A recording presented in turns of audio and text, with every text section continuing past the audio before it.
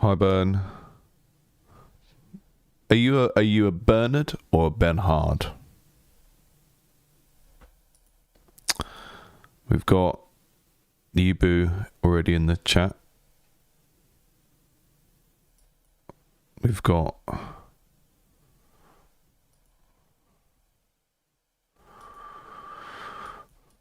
multi-stream set up, so I can see chat from Twitch as well, ideally. We've got a new overlay that I made myself. It's an exciting week. Got my name here, so people can stop calling me Indy, because my parents didn't call me Indiana.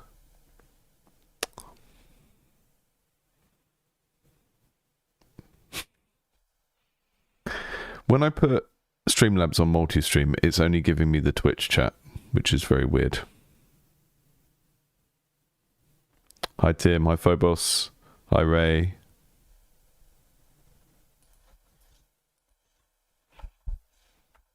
We will get started in a minute.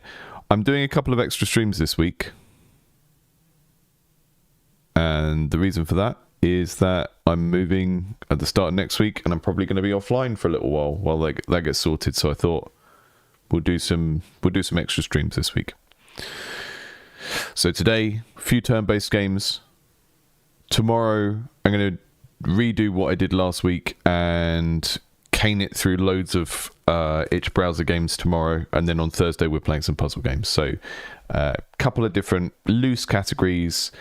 Hi Phobos. We've got the dev of the first game we're going to play in the chat, which is good. We're going to be checking out Sync Tactics. We're going to check out Where Noble Plans Lie. The other one was, I don't know, it has King in the title, King's Guard. And the last one is a web-only game called Light something. I've already ended up with too many browser windows open and I'm getting confused. Light Voyagers. So we're going to check out Sync Tactics. I'll get that ready. Let me know if you have any issues. I'm trying to get multi-stream to work. It's not working though, so I'm going to have to just keep clicking between.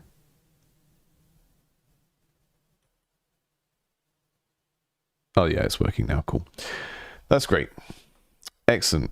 So, if you're new to the stream, this is Indie Game Clinic. It's a slightly different kind of game dev channel.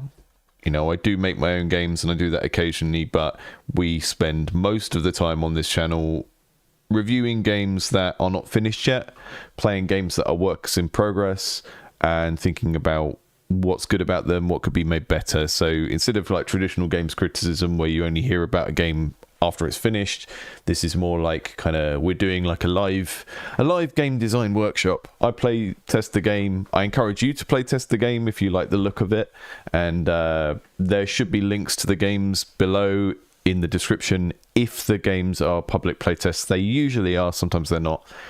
And yeah, it's just kind of in the spirit of kind of what you do in a class workshop where you play each other's games and give feedback. So, you know, the devs will occasionally watch these streams and get feedback and think about things they could maybe improve about their game before launch. And often we have some really good feedback from the chat as well, because a lot of the chat are game devs as well. And my chat box is hiding behind.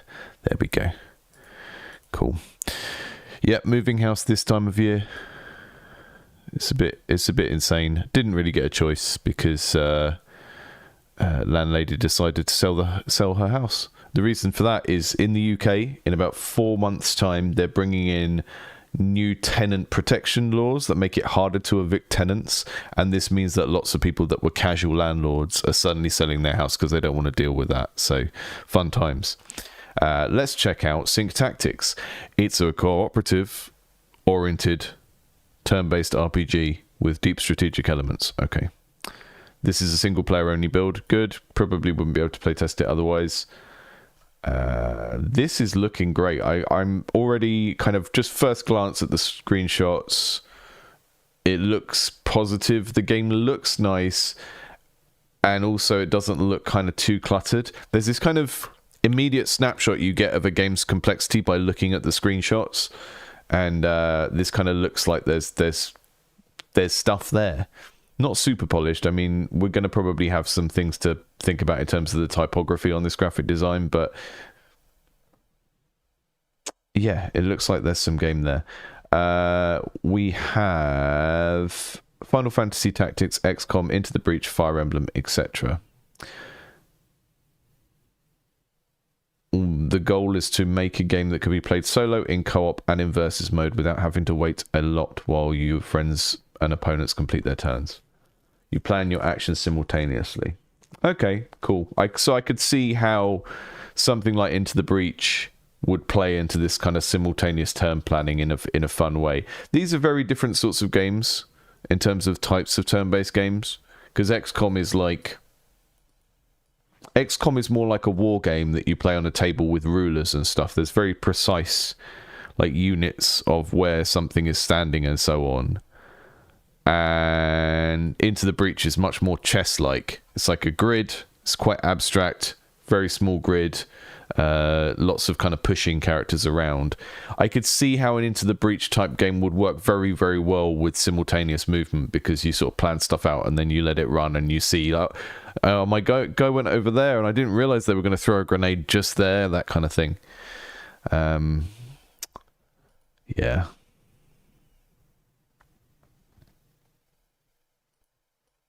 Move this chat box up there. Still working out where things go in this new overlay layout. I do think, I'm going to give the usual caveat that it's very difficult to make a multiplayer game. Before you even think about the technical element, there is the aspect of what they call the network effect, which is basically that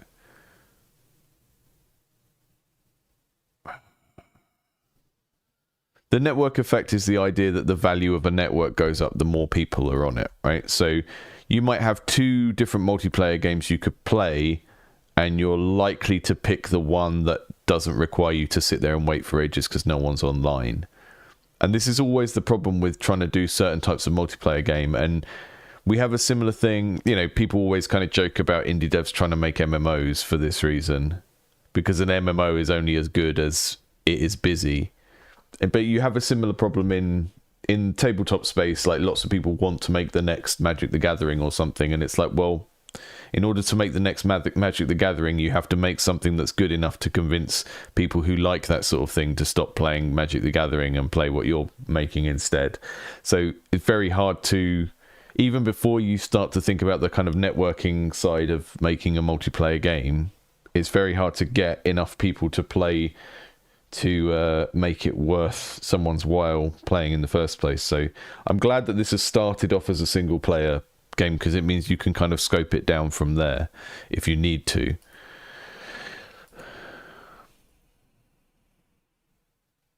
This is a very Michael Bay movie intro type. Okay.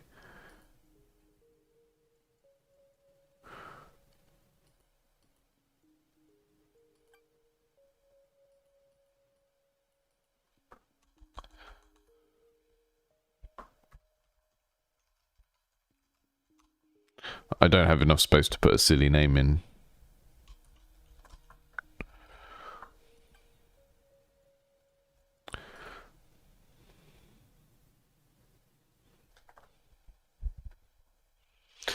Thanks to their low value, structures can be useful for getting closer to the maximum value of the challenge and may prove to be very valuable. That was a lot of repetition of the word value in one sentence. Okay, controls. Left mouse, select blocks or robots. Right mouse, move camera. So we're dragging with the right mouse button. Selecting with left. Central mouse to rotate. This feels very slick. I like this.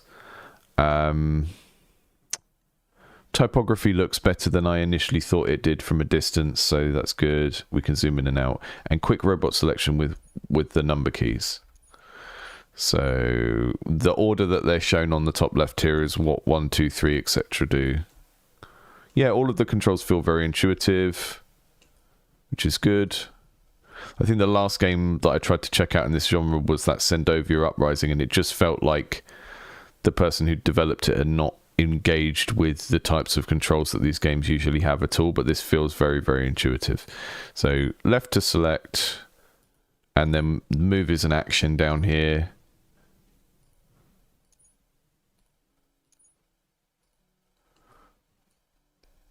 Let's have a look at these guys. I like all the choice of art assets. It feels kind of like... feels a little bit like if you had an Advance Wars game, but it was made for the Wii or something. That is what I'm getting from this art style.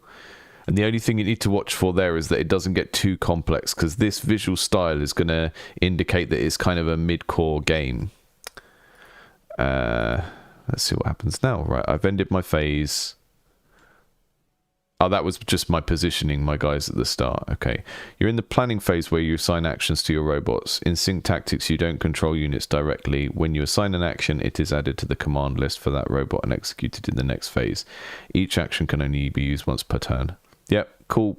That explains things well. I would say when you're writing this kind of onboarding text, try and sub it down as much as you can, because there's going to be lots of these for someone to get through and read. So, like, for example, you don't necessarily need to say in Sync Tactics. That's just one example, but you always want to reduce this as much as you can to just what is required at this exact moment of time in terms of word count. Okay, so this is the stuff they can do, I guess.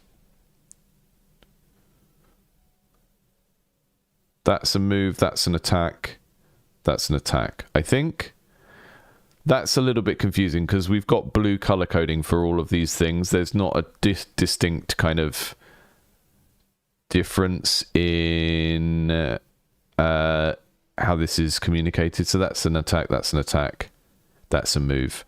So I would expect there to be like different color or a different effect for when something is a move or an attack. I'm going to move this one around here and hide there. And now if that was just planning and that hasn't actually happened yet, I like that we've got this guy see-through here, but they should perhaps be see-through there as well, or like flashing to show that it's kind of temporary. Because presumably if we're just planning this action and it can get interrupted in some way, that robot might not end up there. So they kind of look a bit solid. So I think having this ghost here and then maybe having the other one, not necessarily a ghost, but maybe sort of flashing or pulsating so that we can see that they're not actually there yet, would be helpful. Because both of these aren't really true once we go into the next phase. What this is showing is that they're going to move from there to there, and at the moment it looks like they've moved there, and it's just showing us where they came from. So I have a little think about that. I really like the visual style of this, though. I think everything is looking very nice. We're going to jet stream this guy over here as well and hide behind there, just trying to stay in cover. End phase, play the next couple of turns a bit faster. Execution phase. So everything's going to happen at the same time now, or in a random order maybe. Maybe it's not exactly at the same time.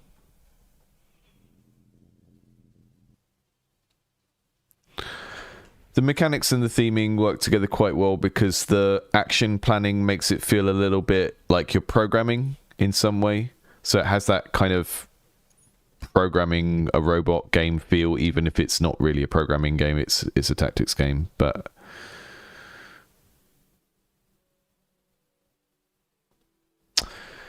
you've just assisted to an execution phase. Each robot on the battlefield attempts to carry out the orders received during the previous planning phase. The execution order is displayed above each robot's integrity bar, with lower numbers acting first. If an order could not be executed, the robot simply skip the action. Okay, so I'm going to put an Aegis barrier on myself. I'm going to get all shielded up. This guy,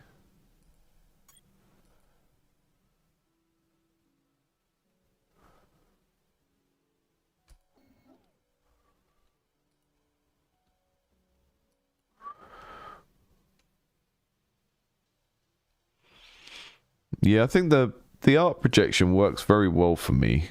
I can't see any issues with it. We've got some nice kind of shadowing around here, which helps to read the depth of the thing and see that this is behind this. One thing I would maybe think about is maybe not having exactly the same grass texture on these rocks, because these kind of are on a different level from this, and there might be a way to visually distinguish them. When you select an enemy as the target of your movement action, the robot will attempt to move to the closest available position, even if the enemy has moved before your robot. Okay, so the robots can think a little bit and change on the fly depending on how you target them. You are going to do a rotary ravager. That's what you're going to do. And you are going to do... Oh, you've got a different... interesting. I thought you had the same weapons. You're going to do the same thing over there.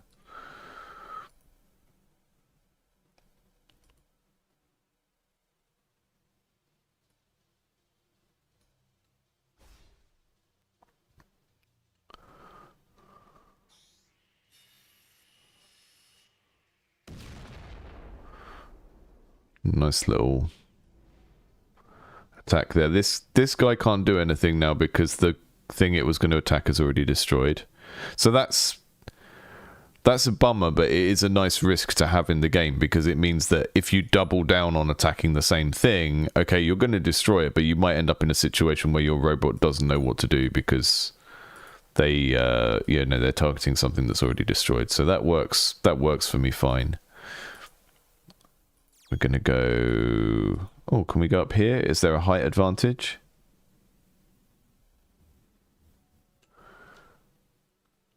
This is a really nice environment as well. It's very evocative.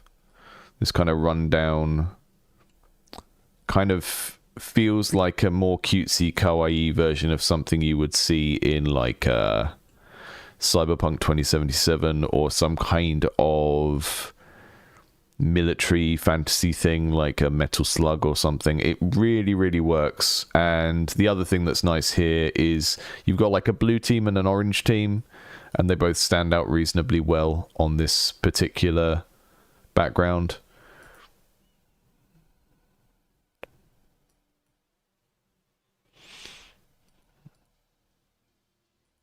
I really need a way to highlight chat comments and bring them up on the screen when people make good comments, so I don't have to read them all out. I've seen loads of people do that.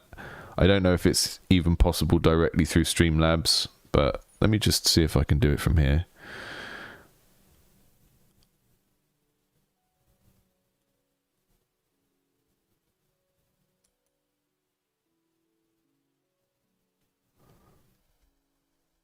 Yeah, I don't have an easy way of doing that.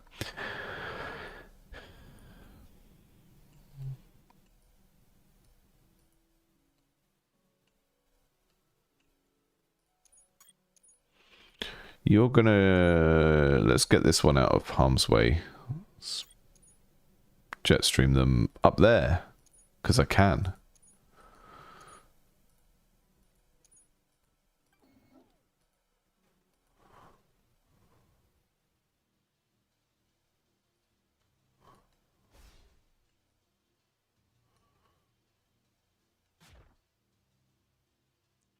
So comments from the chat, and Dev, it's worth paying attention to these because I can feel a lot of the game mechanics in a way that an audience might not be able to intuit them, so I'm not really having too much trouble interacting with this, but it's going to be, if you kind of think about what people struggle to understand just by looking at the game is going to become easier for people to learn. So let's just have a look at what people are saying. So Chib said, I would want to have a different graphical representation of a made move over a possible move, perhaps instead of lighting each square a line from to its destination with arrow to show direction. Yeah, I think that would be a good way of doing that.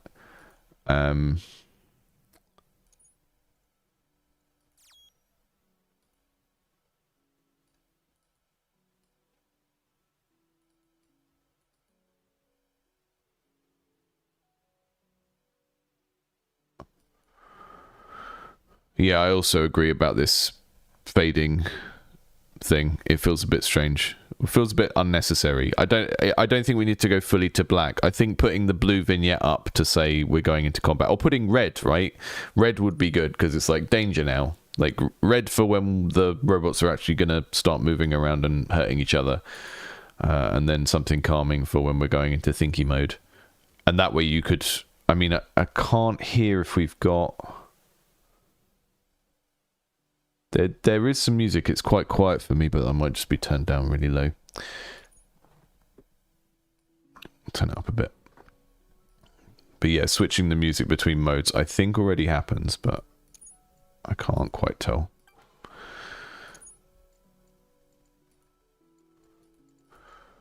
So I can get up here, but I can't shoot that thing from up there. Although I just tried to and it let me, so we'll go for it. This guy's going to run away.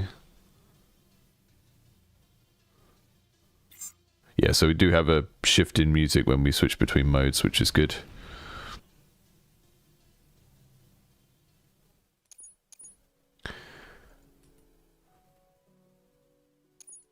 But this guy can't do anything from up there, which is a shame because this looks like it should be a strategic, helpful strategic spot, but going up there has not helped me in any way.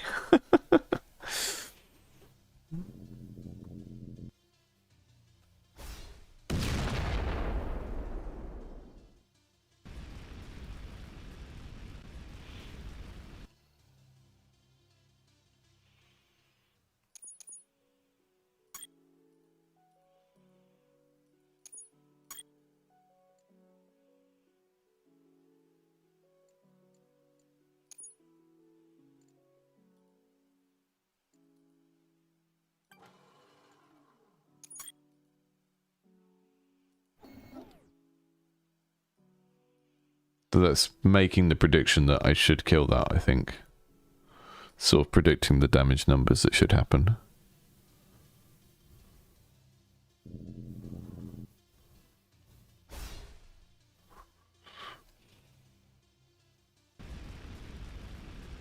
Uh-oh.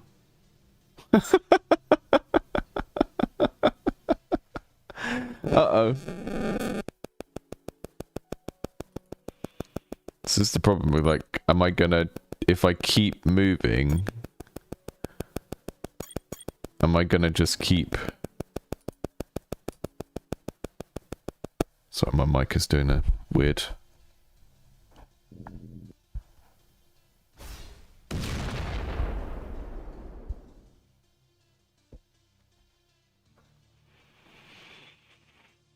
Defeated. So yeah, the melee attacks, quite hard because they're just always going to move, right? So you kind of have to target one...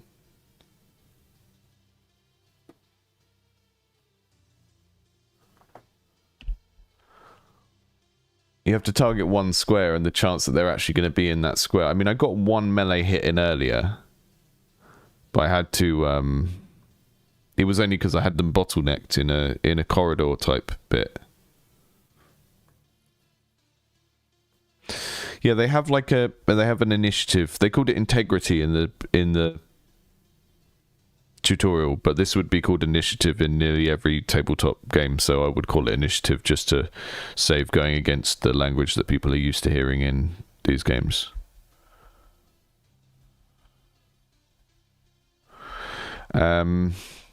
This is neat.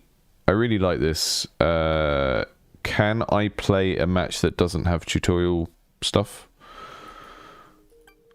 Or does it make you have to win the tutorial to get anything else?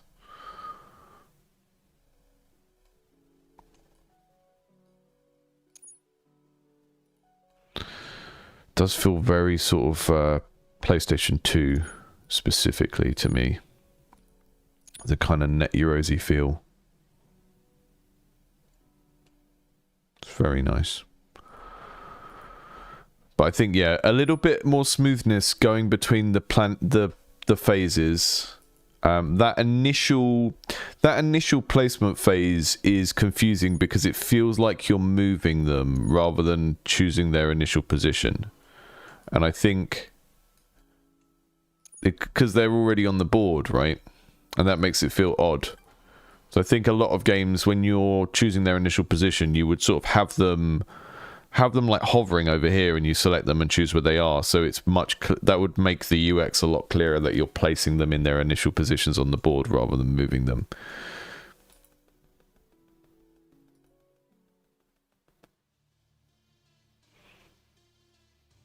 I think I'm probably just going to try and beat the tutorial combat, and then we'll have to move on.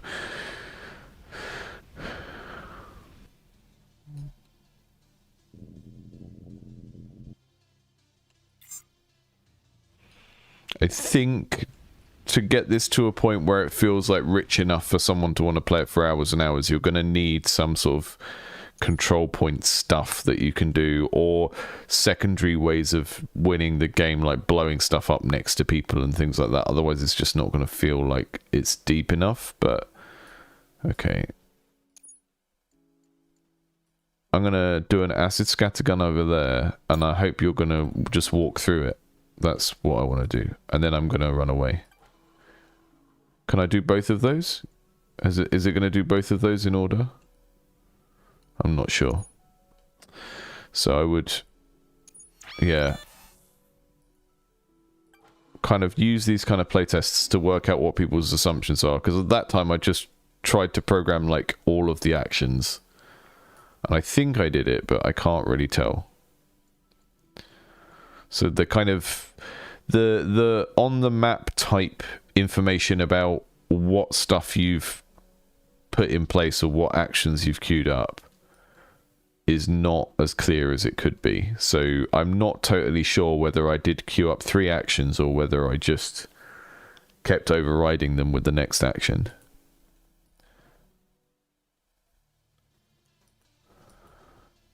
We should have a Twitch chat as well. There's not usually as many people in the Twitch. Yeah, I can see Kitten and Dave in the Twitch from earlier. But yeah, there's usually only like 2 or 3 people in the Twitch chat any given time on this channel, because I don't really... We tend to get new viewers from YouTube, and then if they prefer Twitch, they go over to Twitch, but it's not predominantly a Twitch channel. We just stream there as well for people's convenience. I really missed paying attention to what was happening there because I was answering that query. Right. So I want to attack there and then move. Okay, I think I did that right this time. Let's... Right. Right, that one's just attacking and not moving. And that one should be attacking and moving. Let's see what happens.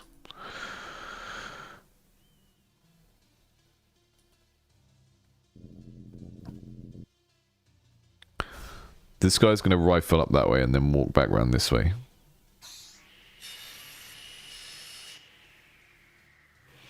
It's a big move when you can pull it off. But you sort of need to get it before they move.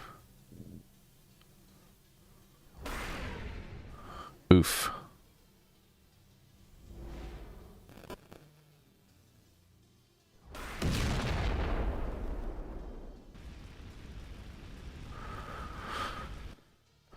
Yep, that worked. It does feel like there's quite a lot of depth you can get out of how you chain the actions together, and I quite like that. So that's gonna do a scattergun on that robot, and then it's gonna run away down this way. This one, we've only got one enemy left. I can't hit that one, so if we move here and then slate rifle down there and choose the robot. So hopefully one of these is going to hit this before it moves. I think I'm going to win it this time. I think.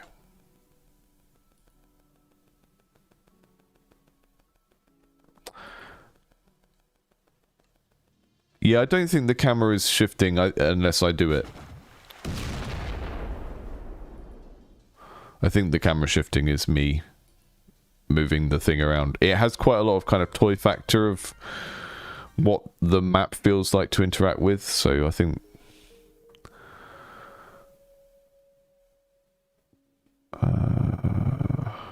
This might be a little bit too much choice early on because I don't really know what these things mean. Oh, look. We can put different items onto the mechs which change their abilities.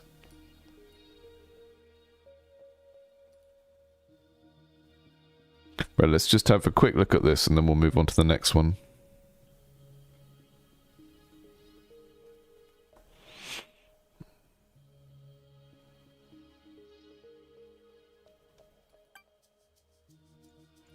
Look at that. Look at that little guy. Acid scattergun, slate rifle. Okay, so we've got some inventory stuff here.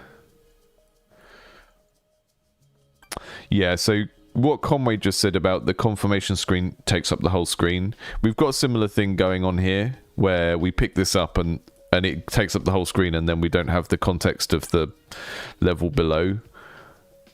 And I get what you're trying to do because it's trying to focus us in on this. But I think what most games would do is darken this thing behind, bring this up, but have it in a smaller window. Because the information is very spread out around this window, and I can't see the context of the robot I'm assigning it to. So I don't know. I would look at what Darkest Dungeon and XCOM do for that. My understanding is it's usually a much smaller window than that for that. Let's see what we've got. We've got different bodies.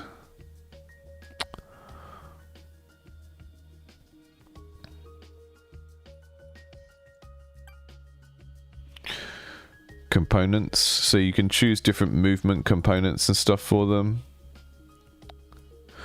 This one's called Yogurt for some reason. They've all got jet streams, but we saw that robot that we were fighting against in the last one that had like a teleport move that had that ball underneath it. So I really like what you've done here, which I think this is how this works, but this piece of tech here determines what the VFX is under the thruster. So the ones with the teleporter have that big ball underneath, which is like a cheap way of getting a really big visual signifier of how that robot moves, and I quite like that. Triphasic cannon.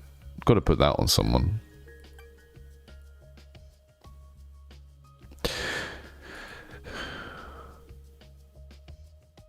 The graphic design here is pretty good generally. I would try and do a squint test on this because the background is quite bright and that is making things not stand out as much as they should. So if you were to...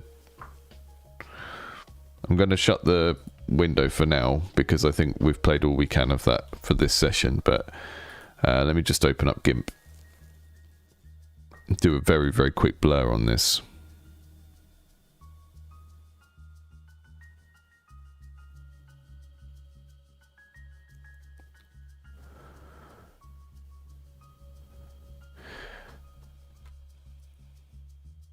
So if you were to blur this, it's a similar effect to squinting, right? The squint test on an interface. What stands out if we do this? This stands out, this stands out, this stands out, these bits stand out, right? What are they and are they important? Let's go back. Well, that's kind of important, the robot. But the thing that I was missing visibility on when I was looking at it is that this was these. So if you can, what I would do, like an easy fix for this, I would say, is if you had a big vignette that was like almost like a black oval, and you put it on the layer between the interface and the diegesis, which is like all the stuff in the game world. So if you had like a big darkening circle, right? And then obviously not darkening these because these are, we need to be able to see these. So just all of this background stuff that's currently not important, put a like an oval shaped vignette. Like this in particular is drawing a lot of visual attention that doesn't need to. And then by pushing a lot of this back into a darkness, then these things will pop out a bit more and be more visible. And maybe they just need outlines as well. But generally speaking, I think the visual style of this interface is quite good. The typography looks okay close up, which I don't think it looked like it was gonna. There is often a tendency with these kind of very hard sci-fi themes to not have a very good interface design. It just seems to be an overlap I see quite a lot, but this is all visually quite clear. And like I say, because you got the blue and orange, it stands out reasonably well on these backgrounds. And that's always a thing to think about, is like, when you're putting color in your character design or key interface elements, make sure it contrasts to the environment, at least in the early levels, right? So, you know, a masterclass of this is Hades, where you've got like a red, black and white character and the early levels are green, right? So hot colors on the character, cool colors in the background. The thing is, you don't need to maintain that all the way through the game, because if we go to area 2 of Hades, suddenly hot colors on hot colors. But in the learning stage of a game, when people are just playing the first area, it's much better to have that kind of complementary palette of hot colors on cold colors, or vice versa, just to make it easier to read. And you've done a reasonably good job of that in this game, because the kind of blue and orange of the main characters stands out very well on the background. Let's hop onto the next game. Yeah, blue and orange is... I think you can have a colour blindness that affects... You've done a streamception. I think there is a form of colour blindness where blue and orange can be a thing, but it's an incredibly rare one compared to brown, green, red. Right. I did make an account in this one, which is why it says continue as Doofus, because I opened this up yesterday just to make it sure it worked and called myself Doofus.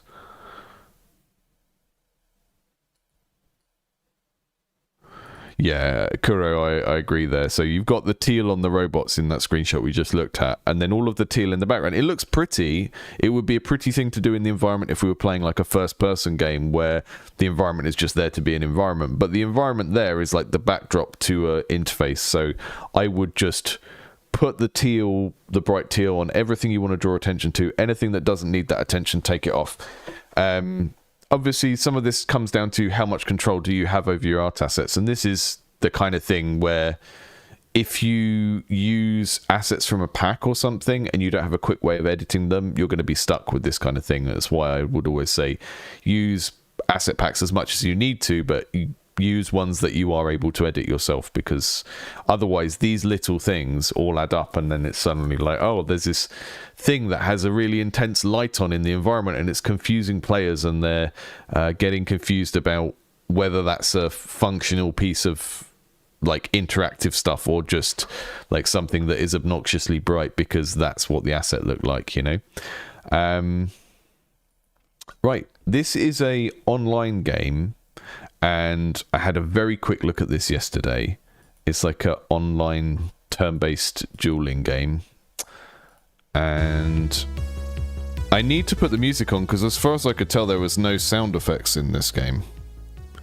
Which to me is strange. It's always very strange when a game is at a level of polish where it looks like this, but then it doesn't have sound effects. I think it's just a blind spot for developers where they just like have a visual sense and how they want their game to look and everything, but then don't see the importance of sound effects in game feel. Very strange to me. Okay, so I don't know how to reset this game, but what we're doing is doing a little duel with another character, and I think what I can do actually is just see what the developer said about this one. So, like Voyagers, is in an open alpha. It needs a few more content and more mechanics before they consider it a full game. It's a native browser game, which I'm not sure if you cover, but either way, I appreciate your time and consideration. Yeah, so I am doing some choosing what ability to do. So So I'm choosing what to attack on them, I guess. So it's similar to the thinking you do in FTL, where you're thinking about what to attack. And I'm attacking any of these things, and it's going to hit one of these. Is that how these things are related? So thrusters is pink, speed is pink, so I can damage their speed and then they can't evade. I can damage their weapons and now they presumably can't shoot anymore. And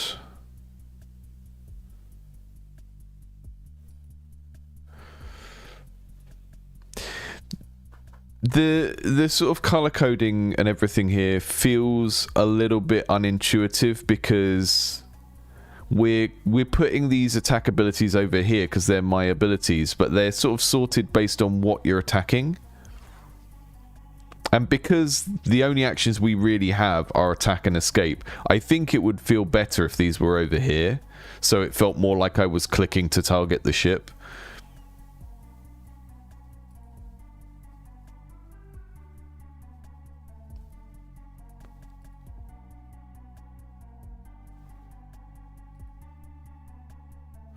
But yeah, it feels incredibly strange to me to have a game that looks this visually polished. I know it's kind of a sort of minimalist geometric art style, but it does look very polished. And to have a combat-based game that looks this far into development but has no sound effects is very strange. Like, I'm the type of person that will put sound effects in at the prototyping stage, even when something is programmer art, because the sound effects are part of the feedback of understanding what is happening in the game, right? If you're attacking a character in a game and the attack does more or less damage, or the attack is blocked, the sound is one of the ways that you communicate that, just like the VFX are. You know, I will put sound effects and VFX in a very, very early prototype for a game. The point is not for them to be final quality, it is just to make sure that we can actually test how that mechanic feels and how it communicates what is going on. Because if the mechanic is not visually and, you know, through visuals and sound communicating what is happening in the game, then you can't really get a good understanding of whether the players understand what is happening, you know? I can understand what's going on here, but the sort of relative impact of stuff is only really damage numbers, which is not really enough information for this kind of thing.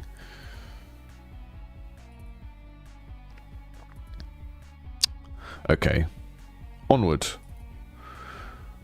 The art style of this feels very competent. It kind of feels like Reigns or something like that, but science fiction. So we fly along and we pick stuff to fight, I guess. This is very, very interface heavy.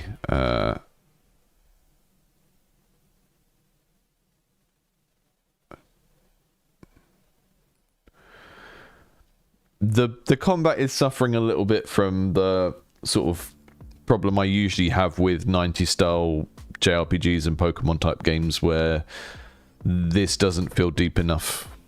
I mean, what am I doing? What's the game in my head right now? The game in my head is I look at which of these bars is lower and I click the corresponding ability, and maybe sometimes I focus on firepower so that they can't hurt me, which is what I would do in FTL. But FTL has the spatial element of fires on the ship and stuff. So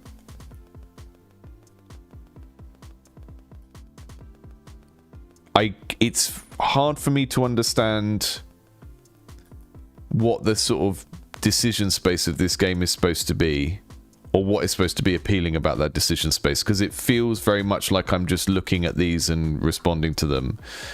That's not like providing me with any sort of interesting problem to chew in my head.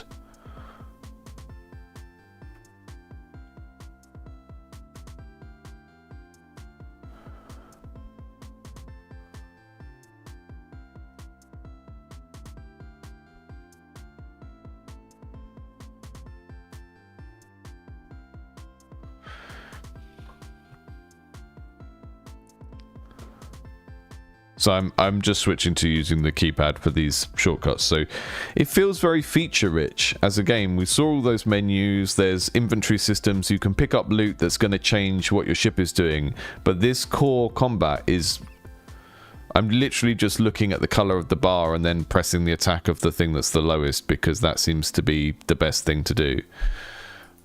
I at least got defeated, so that's a good sign that the game has some sort of friction to it, but I'm not really sure what the bite of this combat is supposed to be, or what I'm supposed to... Okay, that person is just talking to me, which I don't really... Here's another thing. If your game has any kind of dialogue or quests or stuff, I don't care about that until I know that the core kind of challenge that I'm doing is interesting. So all of these surrounding systems, like whatever all this is, all of this stuff, I don't care about until I know that the core combat puzzle is interesting. And at the moment, I'm not sure that this is, and I'm also not sure. So from a like project perspective of like how you plan out a game, I don't know how you get to a point in a game where it looks this polished and you've got all of these other menus and stuff, but the core gameplay is this, because this just doesn't feel like there's enough to it. So I just feel like the thing I'm going to do every time is either just attack the bar that is lowest, or concentrate on damaging their firepower so that they can't hit me back. I guess if we take their shields out, then we can deal damage faster to the other things. So it is encouraging the same sort of thinking that you'd get in FTL, but it's very random. Like the amount of damage they're dealing to these things that I don't really have any control over. You know, it's not doing Slay the Spire or Into the Breach, where basically it seems like I hit one character in this path who is way stronger and they just blow me up. Whereas like run-based roguelikes, it's much more you have your health chipped away, and each encounter is a matter of like, how good is your judgment in this encounter so that you lose 5 health instead of 20 health or something. Yeah, I can't really work out.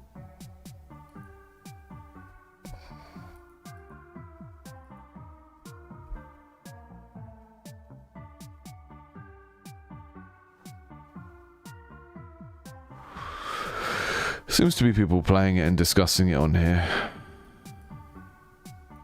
Let's see what people are saying.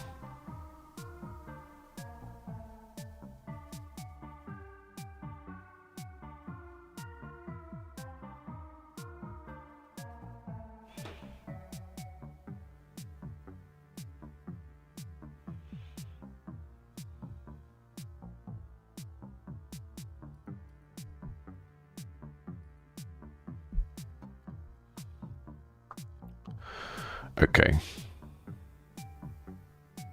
So, attacking the reactor core inflicts 16 ship damage and weakens antimatter by 1.2 by targeting their reactor core.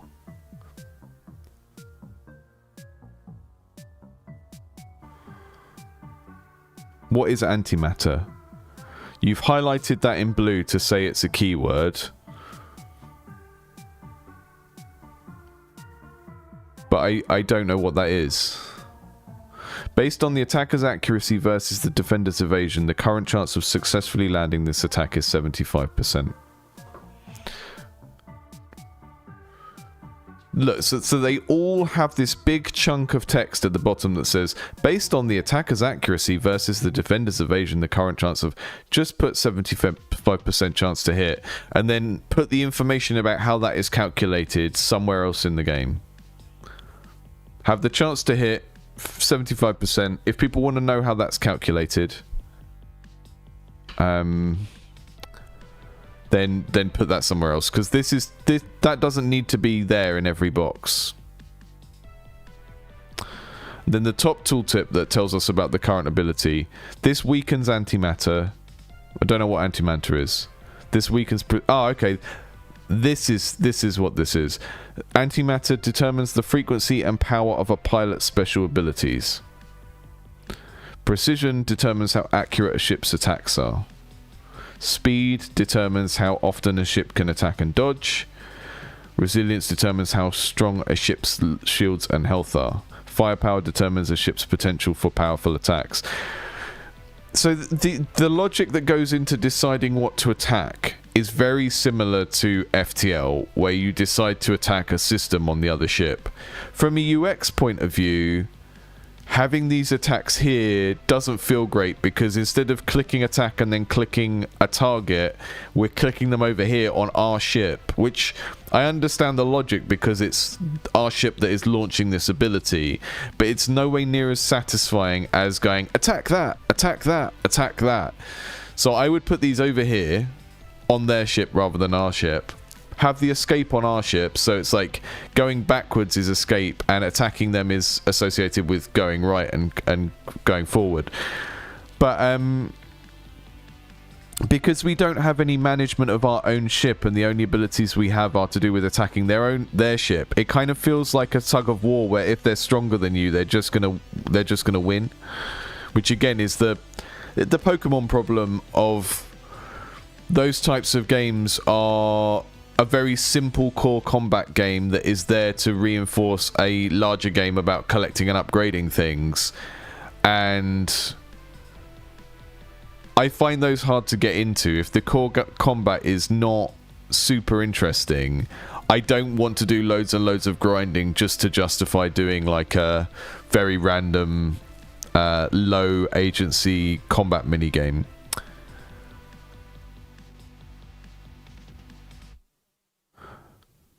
So their yellow is like a weak area, so we're going to take that down, and then hopefully they just, even though they've got a very strong weapon, they won't be able to hit us. So I've reduced their attack accuracy. They still hit us though. And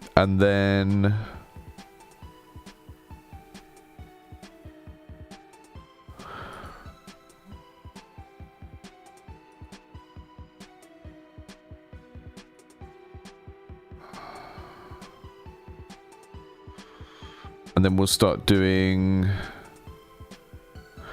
See, these all do 10 ship damage as well, so the balancing is very, very flat. They all do 10 ship damage. Maybe if we can take their shields down, we'll do more ship damage with our future hits. But we've taken their resilience down. And, okay, so there's a damage reduction stat that comes from their resilience, which was 3 and now it's 0.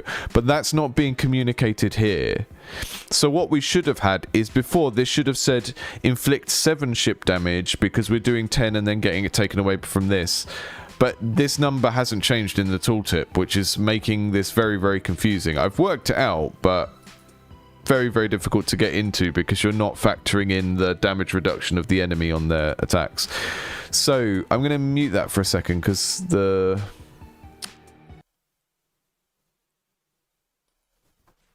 yeah, this is a strange one. This has a very strong visual style that I generally think is good and appealing.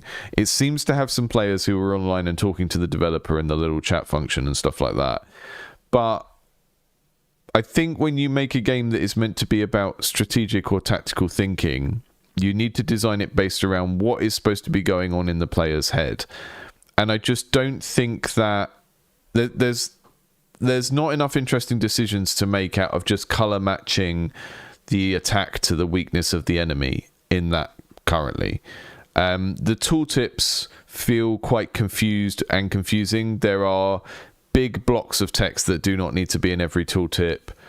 And yeah, it's just very strange to me that you get to this level of visual polish in a game and don't have sound effects. It's the thing I always encourage people to do is put placeholder sound effects in with SFX or a similar tool. I think the reason why people wait so long to put sound effects in their game is that most people's experience of sound effects is trawling through a library looking for sound effects, right? So, and that's understandable. Like I hate this. I hate the library trawling and like going through the big library looking for the perfect punch sound or whatever. It's really annoying, and that's what most people's experience of putting sound in their game is, like hours and hours of going through a library picking out sounds. Don't do that. Just use a generator, put like really simple synth sounds in your game early on so that you can communicate the game mechanics and give people some feedback, because chances are I would have found this core gameplay a little bit more compelling if there were just like more visual effects and sound effects and stuff. It still needs a little bit more bite to the decision making to be a successful tactics game, but it's a game about spaceships shooting each other with rockets, right? And just not having any sort of or I don't know how you get to that level of visual polish without getting the sound in. It's very strange to me.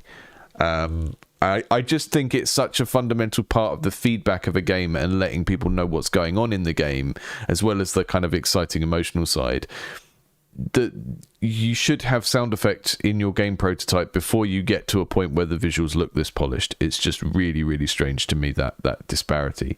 So let's move on. I think there's some stuff that the developer can take from what I've said, but I also just it's such a weird mix of just being like very, very developed in terms of the visual style, and like, you know, there's dialogue in this game, but the combat just feels like it's missing something, and that something is things for me to actually think about rather than just doing color matching, which doesn't feel particularly deep.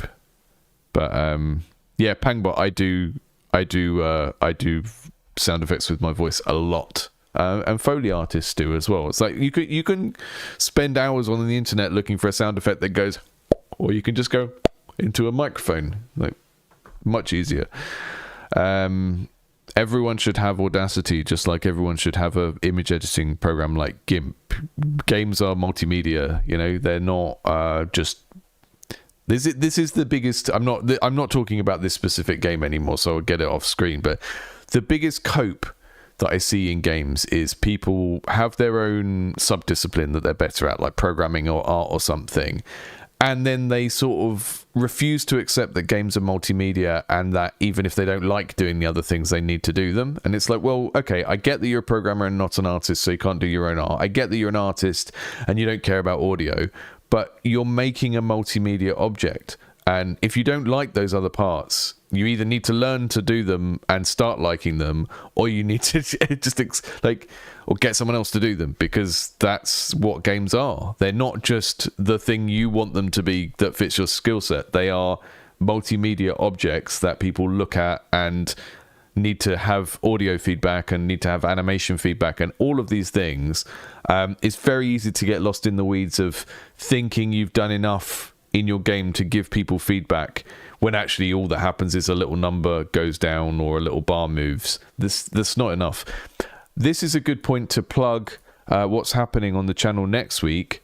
I have got a series of content coming out on video game art and cognitive design, which is a lot of the psychology stuff that is used in graphic design and used in designing game interfaces.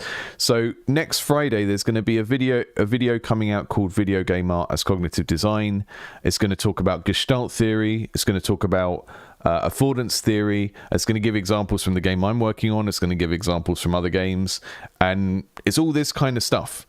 And I've started using this new workflow for developing content on the channel, where I'm working on a book that is called Game Design for Indie Devs, title pending, might be called something else, but I'm working on the book. I will write a section on something, then I will post the section on Patreon. So there's a Patreon post coming on Monday, which is a long article explaining 3 types of visual communication in games: visual hierarchy, affordance theory, and semiotics, which isn't in this video that's coming up.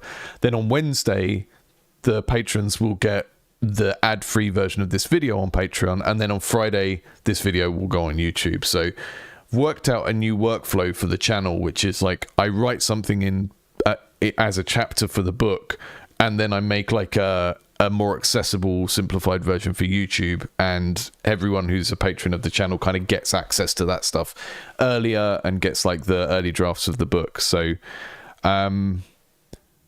it just felt like an appropriate time to mention that, because a lot of what I'm talking about here is this kind of cognitive design stuff of like, what in your game is grabbing attention at any given time, and is it the right thing? You know, audio feedback is one of those things. Like we talked about in the last game, we had those like bright blue things that were visually confusing for people, and so on. But yeah, that's coming up next week. And now we can check out Where Noble Plans Lie, and we can check out King's Guard. And I think, you know, we're dealing with some pretty mechanically heavy games today, so there might be one here where I'm like, I cannot get a good enough understanding of this game in half an hour, and I will schedule a longer stream for it. But we'll see.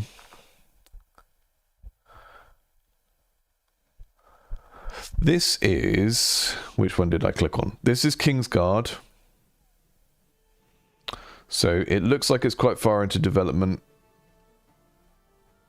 Oh, that's nice. Sale event, medieval festival. This is due to be released at the start of next year. So we're going to have a lot of the gameplay of this game is locked in. Turn-based strategy roguelike, keeping an ungrateful king alive. As the Royal Guards manager, you unlock upgrades, assign badges for special skills, and try to keep morale and supplies from collapsing faster than the monarchy. This looks really interesting. I really like it when people take like a medieval or a fantasy setting and they focus in on like a very specific task or role within that. I think that's a really good way to not just have a smaller scope game, but have a game with a very specific appeal. Because there's going to be people that really like the idea of being a medieval shopkeeper or a blacksmith or, you know, head of some type of guild or whatever. And, yeah. Yeah, the UI looks really nice. I have had my own recent hells with trying to do pixel fonts and stuff to the point that I just abandoned the idea of the UI in my game being pixel art at all. So whenever I see a well executed pixel art UI, I'm always impressed. And we have some like not matching pixel sizes here, but because they're within a sort of percentage range of each other, it doesn't look too bad.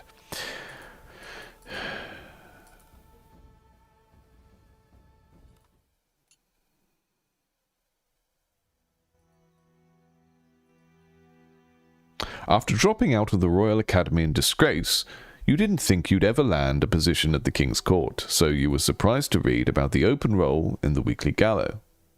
I think this is me. Stranger still, barely anyone showed up for interview. Sure, managing the King's Guard is a dangerous task these days. If you're not losing your employer to the angry mob, you might lose your head to the angry employer. Your rations tick down every turn. Apples will restore them. Okay. Your struggles have truly blossomed into something special. Too bad it's just more apples.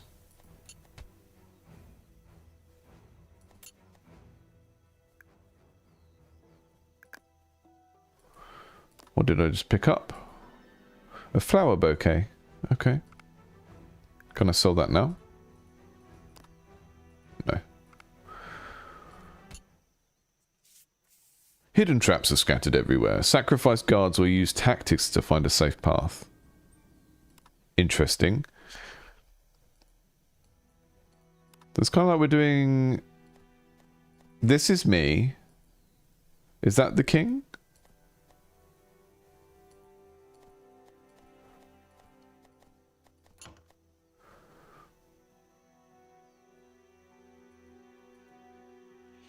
Stuff I can buy over here. The hourglass shatters upon the king's death, yet somehow flings you back in time. If this is the king, I would say, you know, I know you're trying not to be corny, but give him a crown, because if that is the king, he don't look like a king.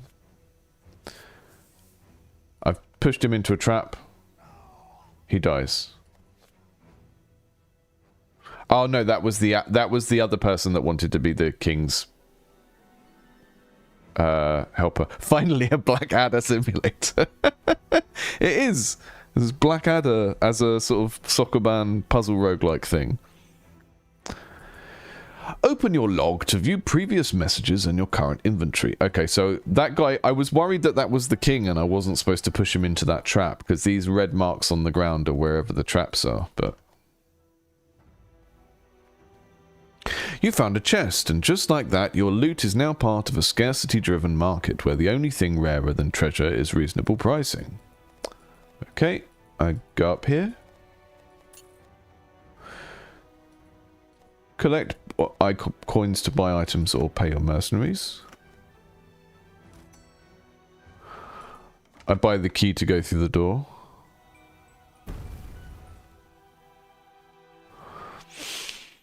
Luckily, your resourcefulness and a suspiciously rusted key did the trick. The door creaks open with the enthusiasm of a dying mule, and you step into the hall. No royal... Hang on, I need to be more Blackaddery. No royal welcome, no interview committee, not even a disgruntled butler. Just a dubious contract waiting for your signature. Okay, cool. Kings saved? None. I haven't saved any kings yet.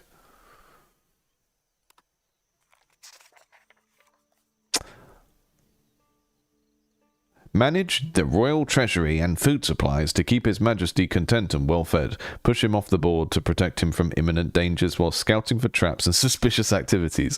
Save him from lurking assassins and devise a way to teleport him to a safer place. This is a really interesting premise. The crown's in danger again. Who knew oppressive rule didn't win hearts? It's your duty to ensure his safety. Okay, where am I?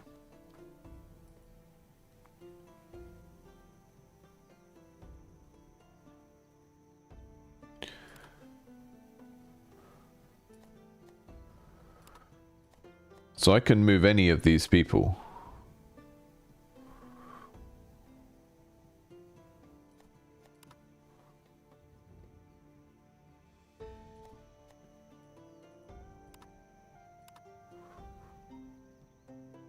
Right, these are my guards. What's that? Is that an ability up there? Edwin.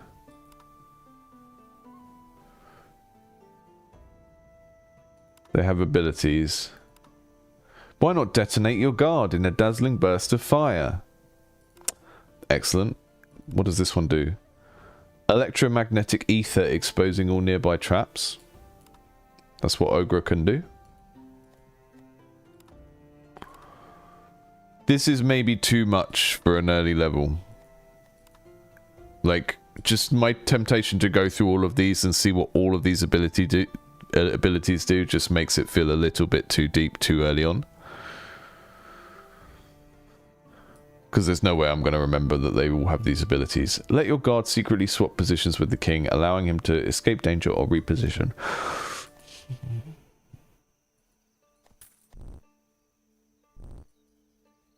Yeah, going for... Yeah, exactly, Brainoid. Going to this many characters this quickly. Right, they need to collect apples to be able to move. Every turn takes an apple.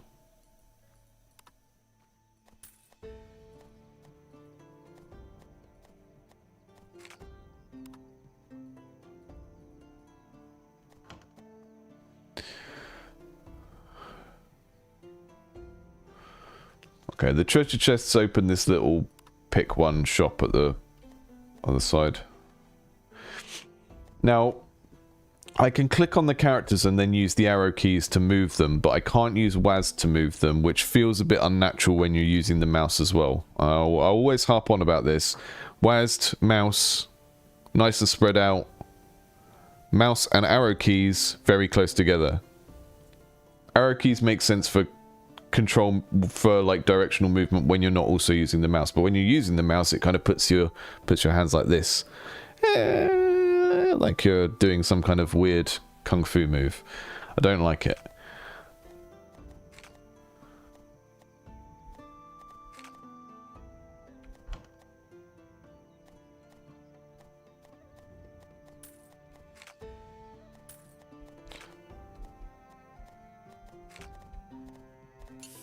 Book, because obviously you have time to read.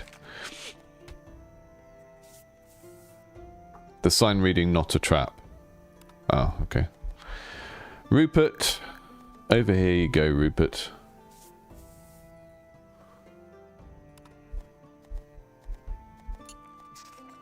Collect notes to uncover assassins among your guards. Don't turn your back on Rupert. I already killed Rupert, that's fine.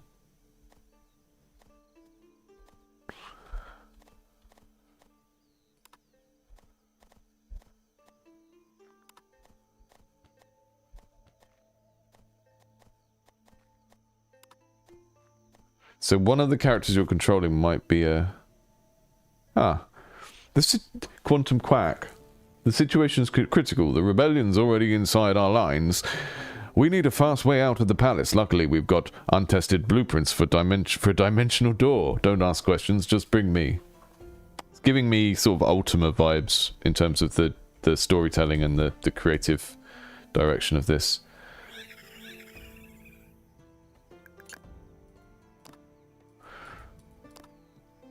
Oh, this is a little bit confusing. The Quantum Quack handled you a recipe. It looks like more like a page from a goblin cookbook than actual science. You can find it in your inventory. That's what I need for a dimensional key. I need some flowers, a gem, and a force blade replica. Okay. Again, lots of... See, that seems like quite a lot of steps to go through to get something. I think if you're introducing a sort of recipe system, you want to make it initially quite easy to get from A to B. Greetings, luminous being. Which retrograde dragged your soul into my orbit today? The Royal Life Coach.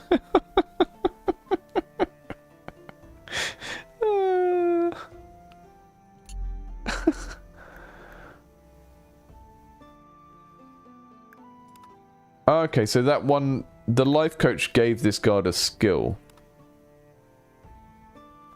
Send your guard into a lethal retirement plan. Yeah, why not? He dies when we get some money.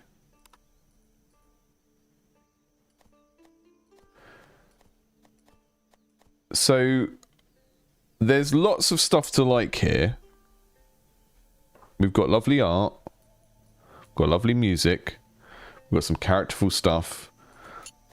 There seems to be lots and lots of potential depth. A big problem I'm seeing in this first level is it's too much of a jump up in complexity from what we had in the tutorial, that tutorial room. We're getting shown all of these systems, like crafting a thing from 3 things, and everyone has a different ability, and the scope of all of this stuff is just way too big to introduce us into straight away. It's really overwhelming. And the thing about complex and overwhelming games is you have more of a budget to do that in a game type that people already understand, right? So if you make a first-person shooter and the controls are standard first-person shooter controls, and like you do some weird mechanics like with it, like Portal did or something like that, you've got all of that budget to spend on, and when I say budget, I'm talking about like a conceptual budget of how much weirdness the player can handle. Whereas this game is very much like, it's not like anything. It's like a Sokoban puzzle pushy block thing. It's also like a tactical choose characters and move them around and trigger their abilities thing. It's got lots and lots of new ideas crammed in, and that to me means that the onboarding you need to do is much slower, much more drip fed, much more piece by piece. This first level, it's dropped us in the deep end with lots of different stuff. And a big problem as well that I haven't mentioned yet is there's no goal. We've been told we can push the guy off the map, and maybe we should, and now I will. But it wasn't clear to me that that was the goal, right?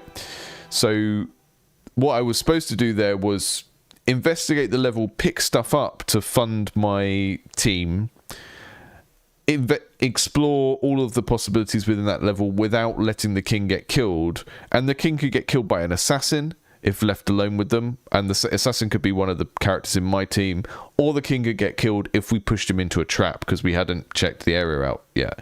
So I think just having a much clearer idea of what you're trying to do would be good here, because it feels like all of the systems and the content that are in the game to make that compelling are already there and are done to a very high standard from what I can see. But the onboarding needs to maybe just drip feed a little bit more. And that is kind of the price of making a strange, innovative game, is that you will need to do slower onboarding because you're teaching people how to play a game that exists in a genre of one. So they don't have all of that kind of pre-existing knowledge of how to play a game like this because there isn't a game like this, you know?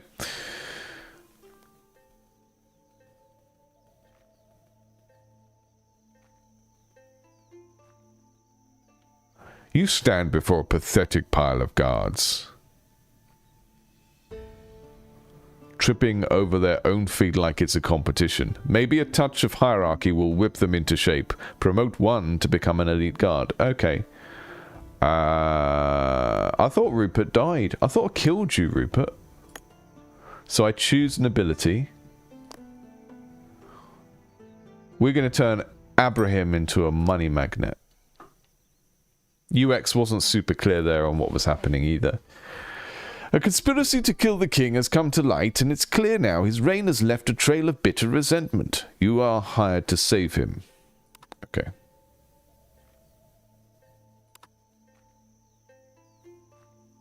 So yeah, I would really like to be able to move these characters with WASD rather than the arrow keys, because it's just very uncomfortable physically to use the mouse and the arrows that way.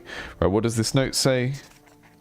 Witnesses placed Thoralf at the wrong side of the keep. Who is Thoralf?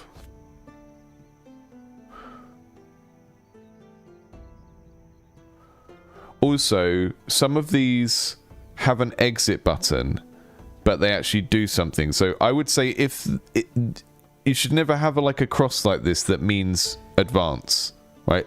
This cross should mean dismiss. That's what that usually means in terms of UX language. But when I click this, this person gets an ability. So we did actually advance. So what that life coach pop-up should have had a button at the bottom or the bottom right that said, okay, or something. Because that top right cross indicates cancel or go back.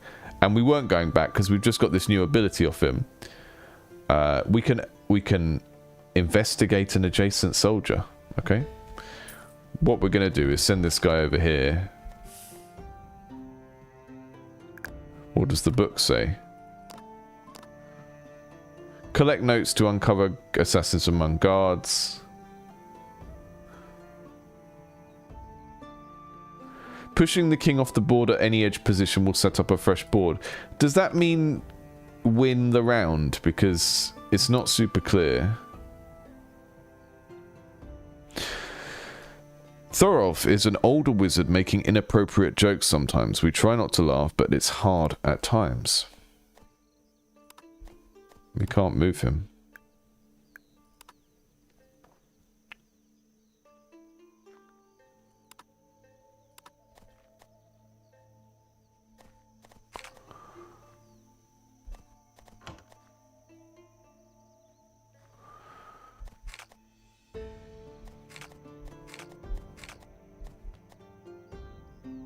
If you push items into coins, you lose the coins.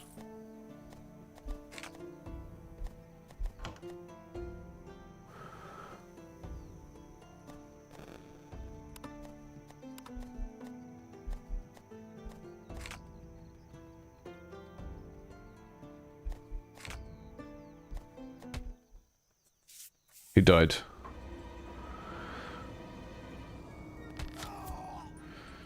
The king walked into a trap and died.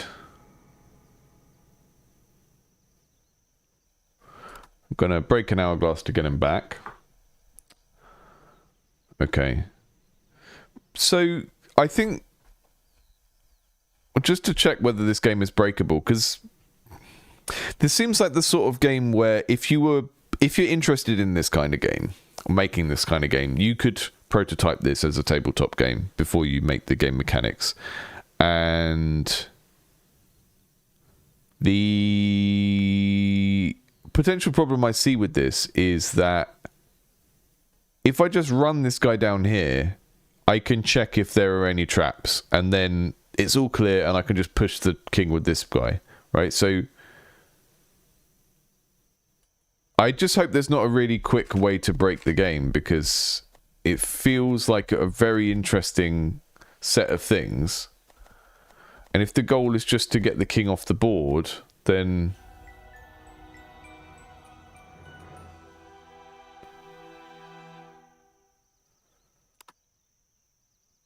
what happens if you just always take the easiest route to do that? So that had a... there was a...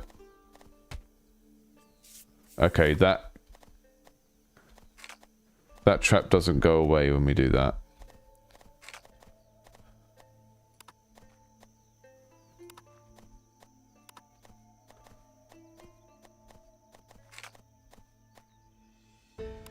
Ah, I see. So now, in that situation, I can't push the king from this side. So this side of the board is completely useless to us, because there's no way for me to push the king. I mean, there is one way I could do it.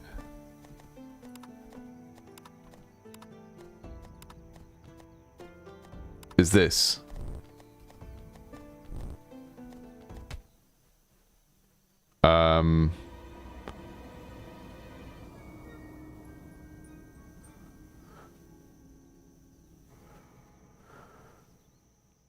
Pushing the table on top of the trap killed everyone.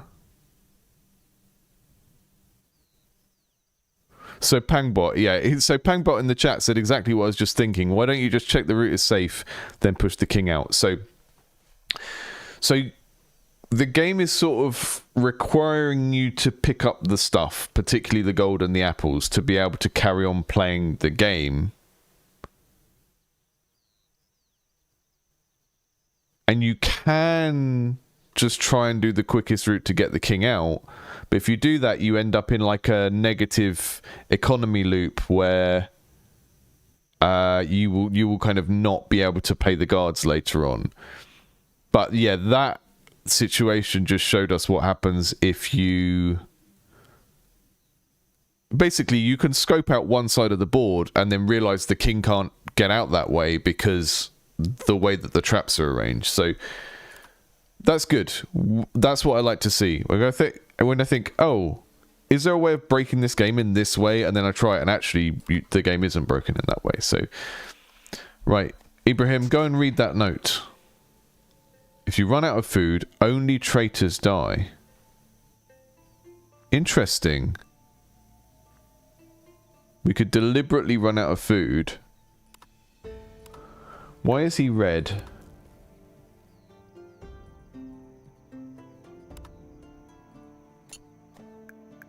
Having a traitor mechanic with characters you're controlling is very confusing. Right. He's going to interrogate this person.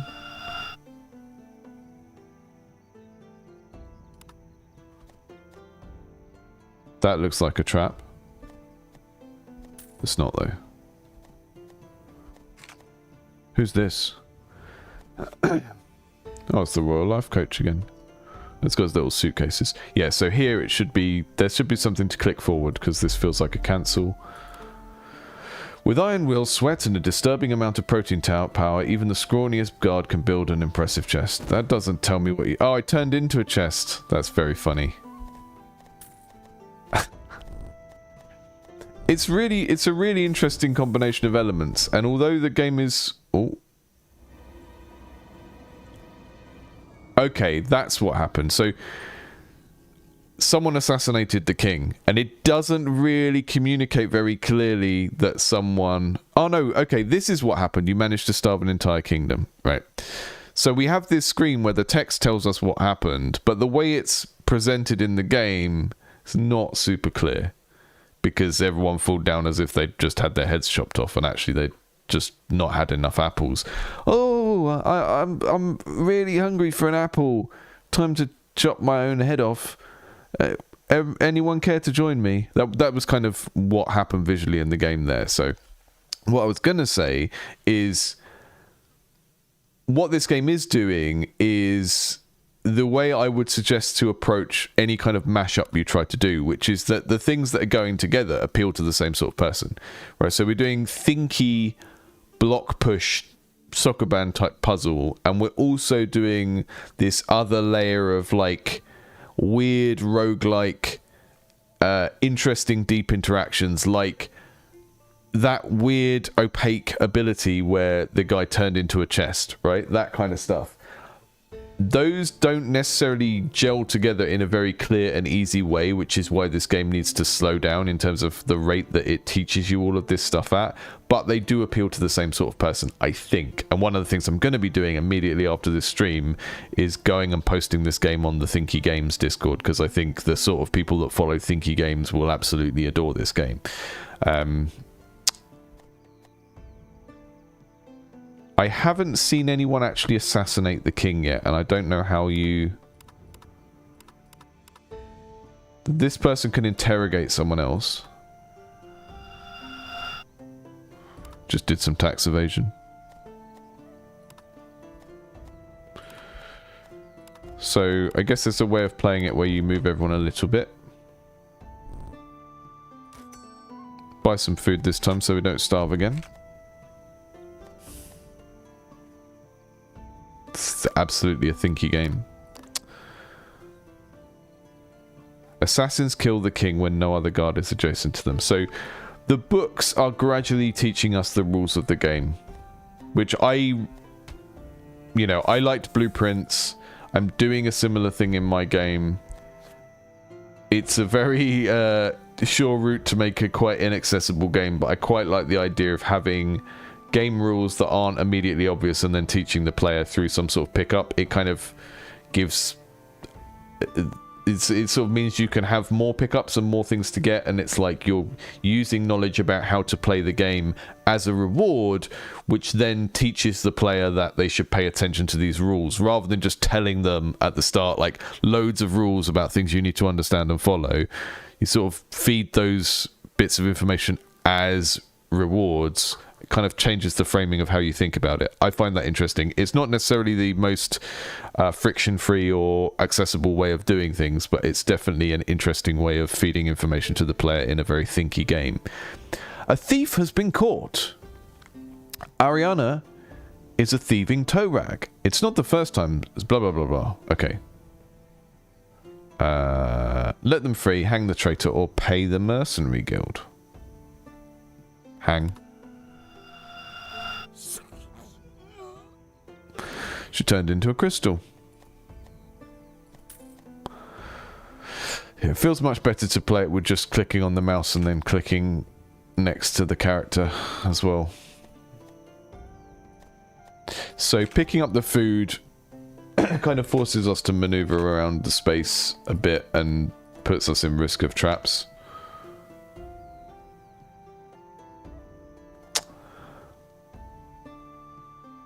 Every time we go on a chest, it kind of re-rolls the stuff over here we can spend money on. What does a chef hat do? The food lasts longer. Interesting. Let's get a new ability for this character. So the life coach is sort of letting you level up your different characters. So the longer you survive and the more scenarios you survive, the more of these little abilities your characters will have stacked. I'm almost tempted to say, like, the quick fix I would do to this game if it was mine is take away more of the starting abilities for the characters, at least at the beginning of the game, so that you just don't have that overwhelm of needing to learn what all the different characters do. It's a difficult one. I mean, this is one of the reasons why the kind of content schedule is structured the way it is in games like Slay the Spire, where they just don't give you the more complex stuff and they hide it away from you. And then, oh, you've done 5 runs, here's an arbitrary amount of experience. Now you've got these more difficult cards that are, you know, you can easily gimp yourself with. There's a way of structuring that stuff so it's not overwhelming.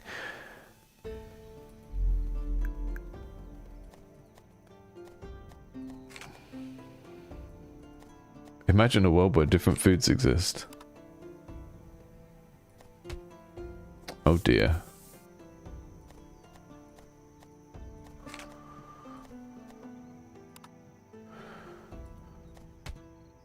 Okay, we're not going that way. I think we need to cheese it, Mr. King. We're going this way.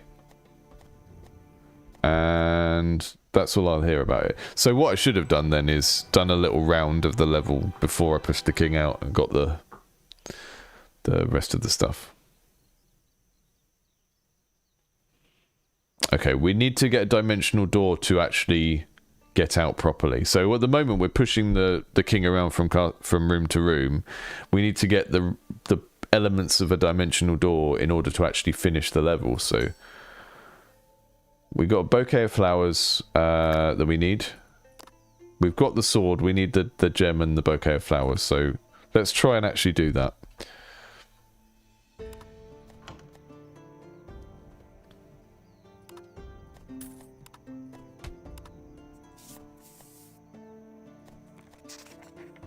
Ogre is hiding something. So she's marked red now because she's a naughty.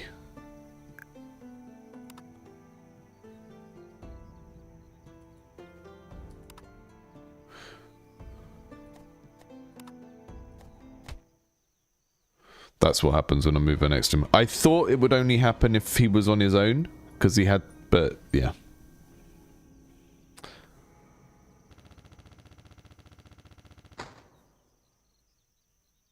That's really neat. I'm gonna stop there on that one, but I really like this. I could see this being the sort of game I would play a lot. I think if I wanted to make it a smoother experience, I would. Because a lot of the problems we were seeing were based on the fact that after that initial tutorial level that teaches you the controls where you murder that guy, after that you're basically into the main game loop. And we've immediately got all our guards. We're in the first level of like a roguelike loop, and that's what that first level is always going to be like, obviously with the stuff arranged. But in terms of the complexity of like, the guards will have an ability and there's all this stuff to learn. It is quite daunting, and it's daunting because the core gameplay is unusual as well, because we're doing Sokoban with all of these different character controls. And I do wonder if there's a way of just easing people in a little bit by reducing some of the stuff, like reducing how many people start with an ability, maybe reducing the amount of text a little bit, because there's quite a lot of flavor text. And the thing is, the writing is really flavorful, but when you're writing in a game, you don't need to make the same joke over and over again. And that is happening a little bit here. We've got the same joke about apples over and over again. We've got the same joke about how the king is a shithead over and over again. And sometimes that is being thrown up in the form of like 2 or 3 sentences, which is a little bit hard to read in this pixel art font on a big screen. So I would think about subbing down some of the text so that there is just less to wade through in the overall game, because there's already quite a lot to think about here. This has got the opposite problem of the last game. The last game didn't have enough to think about.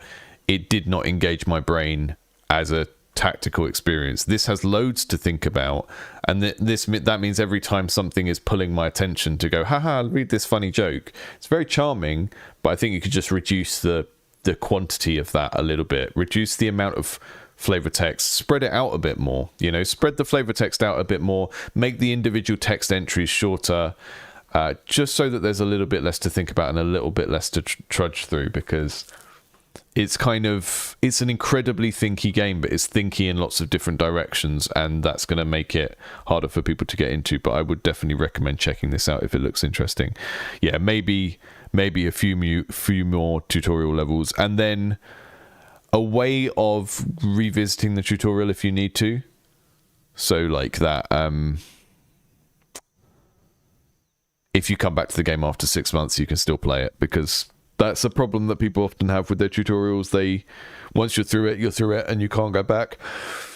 And games that are very unusual or require you to think in a specific way, if you come back to it later on, you either need to be able to like wipe your progress or replay the tutorial through other means. Otherwise, you're going to just be thrown into the core game again and go, how does this work? Very, very good game. I'm going to actually wishlist it. When was the last time you saw me actually wishlist something on a stream? Let's do it.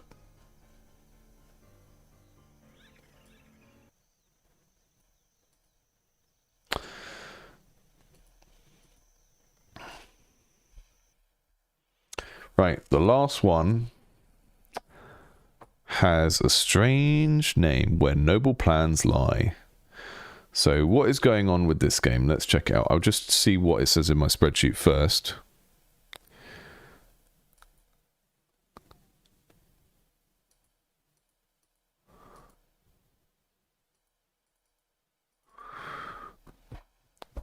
I plan to rework the opening from what's currently in the demo, and I'm looking for ways to improve the onboarding process. A fair number of players are having trouble getting into the game and through the demo no matter how much I adjust things. The demo is the opening level for the game.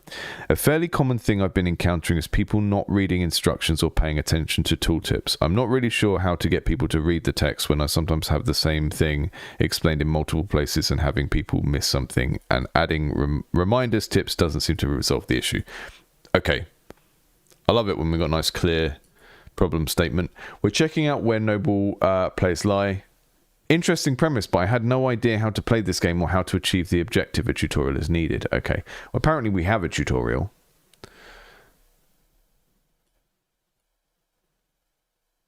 Let's see.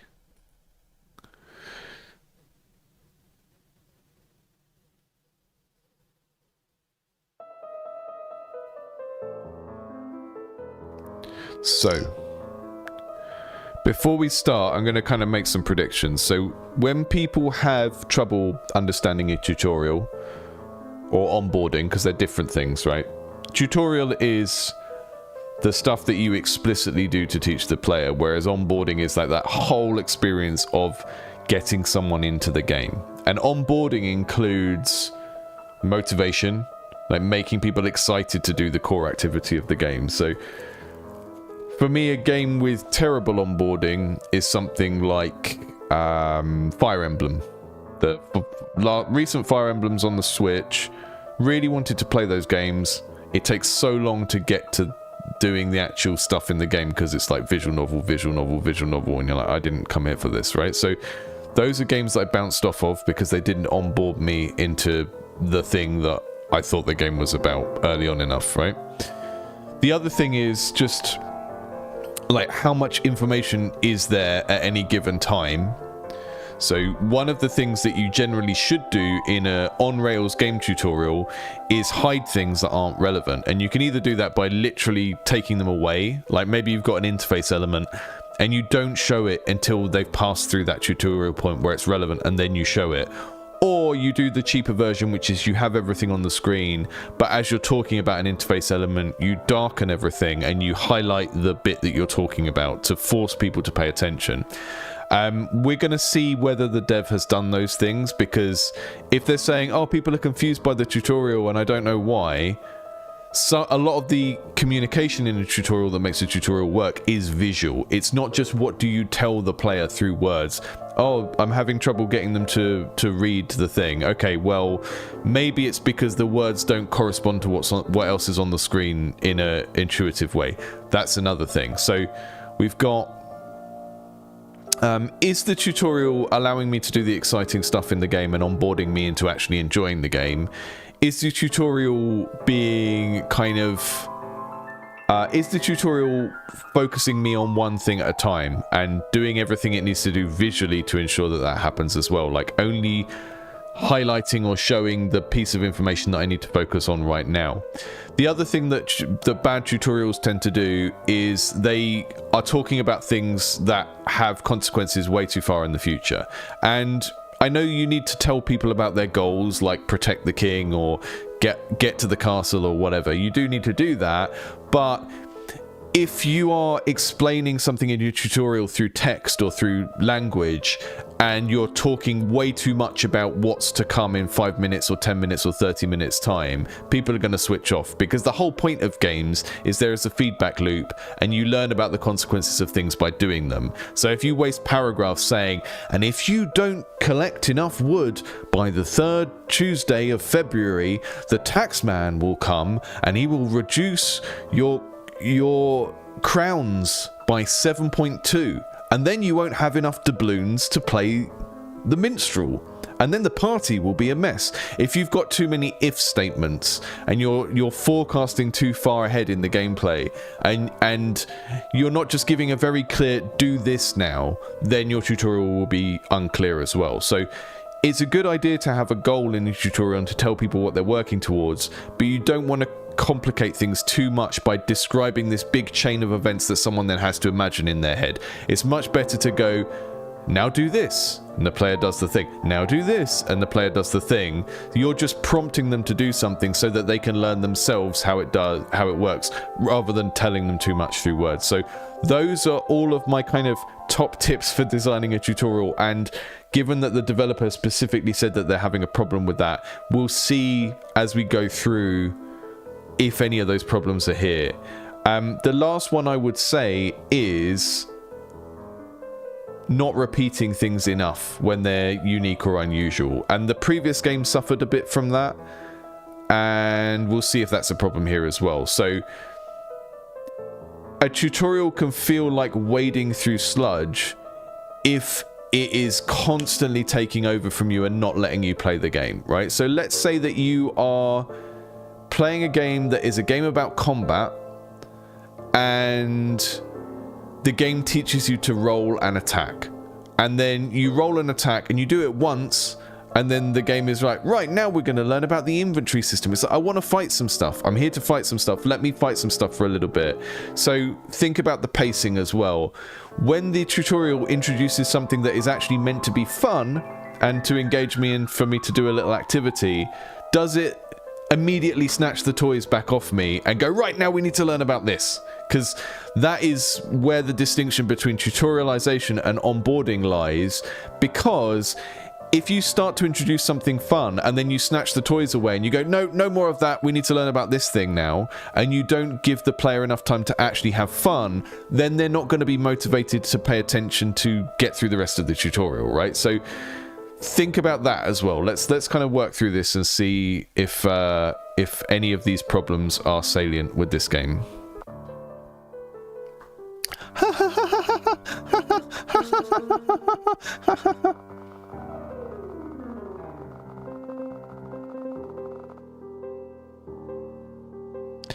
Your king is dead. If you care for the first prince or the queen's survival, then you should do as I command.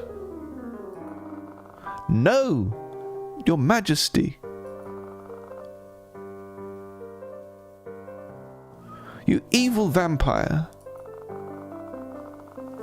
Why did you kill the thing without even exchanging a single word? You make a fine point. Well then, child, let's discuss your future role.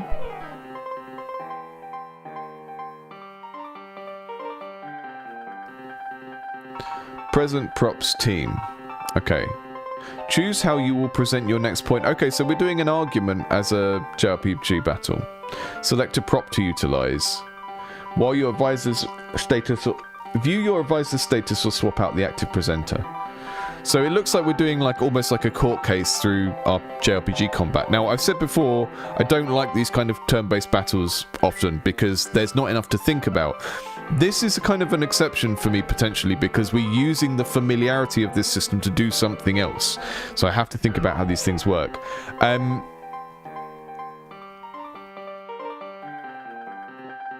we're going to choose how we'll present our next point. Blush or blink eyes. Okay, that's not really a point, is it?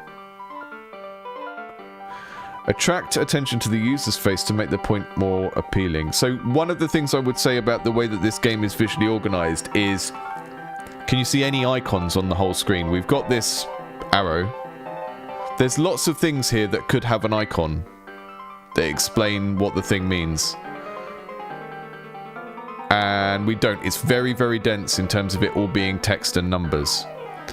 And that's taking away, like, some kind of cognitive shortcuts we could have to make the player understand the thing quicker.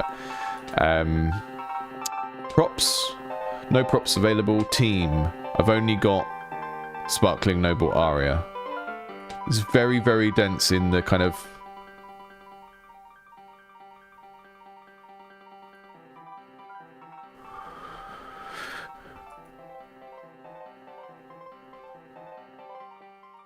So I'm going to blush. Vampire Queen Evelyn presented with existential threat. It's truly persuasive. Sparkling Noble Aria was convinced.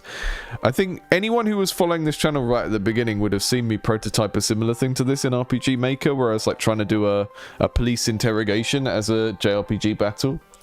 But yeah, there's a lot of... There's a lot of textual information here. It was one of the reasons why I don't like RPG Maker games. It's just, it's so dense in terms of how much is conveyed through text and how little is conveyed through image.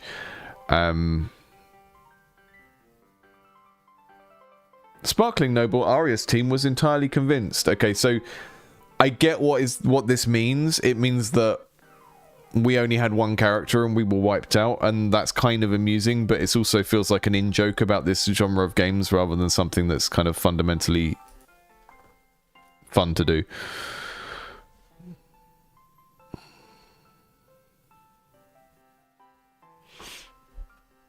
Lose. Ah, there's no way in which I can best you. I will do as you command. You shall head out and ruin Lord Goodman's reputation. Oh, look, we've got it. They know how to do it. Right? Reputation has a little medal. I want more of this throughout the game. You must be subtle. If his reputation crashes too fast, people might become suspicious. If you overdo it, then you must restore his reputation a bit before taking action. Once he is defenestrated, I shall have you maintain his lands on my behalf. Turn it into a street food paradise for us. Now go. Street food paradise, she's talking about. It's talking about eating people because it's a vampire. I like the writing. The writing works well for me. People in the chat don't like the shaky camera that we had on the previous scenes. I guess it was trying to make it tense because it was gearing up to a fight argument, but... Welcome to my domain. I am Lord Goodman. I'm here to assist you in developing your territory on the king's orders. In that case, if you look up here, you'll see that the blue portion of the bar shows that my lands are well managed. See again, right? They're talking about something. They're saying it's important. None of the visual language of the rest of the organization of this screen tells me that's important, right? It looks dark. It looks grayed out. That bar up there. My family's reputation has been solid for generations. We have high loyalty amongst our citizens. We've got another icon there. That's good. Why is this so high up there that it's nearly off the screen? Our reputation will only continue to grow as long as contempt for us is lower than loyalty to us. Okay. So we've got loyalty and contempt. These are two forces that are against each other. Heart is good. Contempt is bad. Reputation is good and is a result of the balance between these two things. He thinks we're there to improve his reputation, but apparently we're there to wreck it. Which I think is maybe a little bit too complex for a setup here. So if I was going to restructure this game, based on what the dev has said to us... I would think about first presenting us with a scenario where you are just trying to make reputation go up, right? So if we're working for the Vampire Queen or whatever her name is, have the first scenario just be managing that person's reputation and making it go up. But this seems to be a game that is about bluffing and trying to make it appear like you're helping someone when you're actually not. That feels like it's quite a dense set of things to think about to be like what you're doing straight off the bat.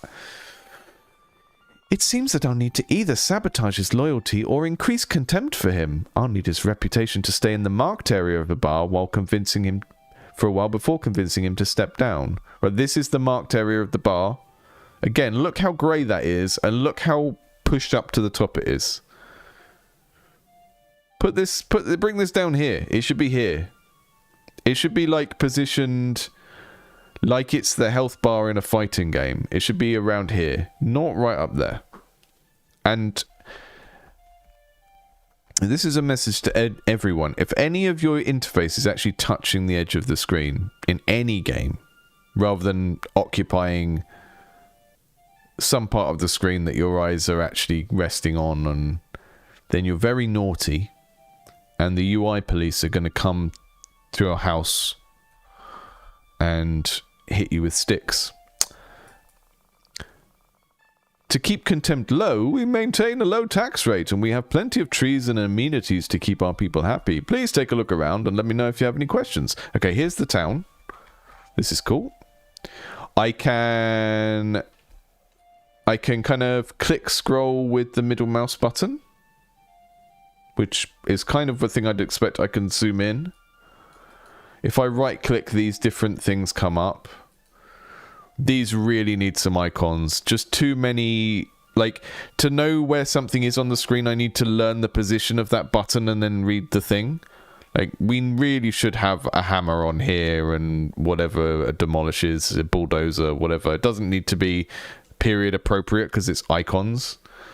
Okay, so we're just gonna... I think we should just chop trees down. Can we chop some trees down? So I know that the people of this town just love a good tree. So what we're going to just do is delete all of the trees. So we got like a kind of town management game, but the town is already built because it's more of a sort of reputation management game that you use the town to play. And I think that's very interesting. And I like that setup. So what I'm just going to do is get rid of all of the trees. Because...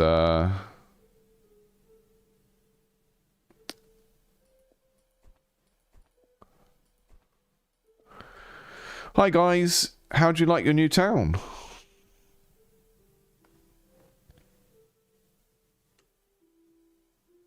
How'd you like your new town? I think I've improved it. Should we get rid of that as well?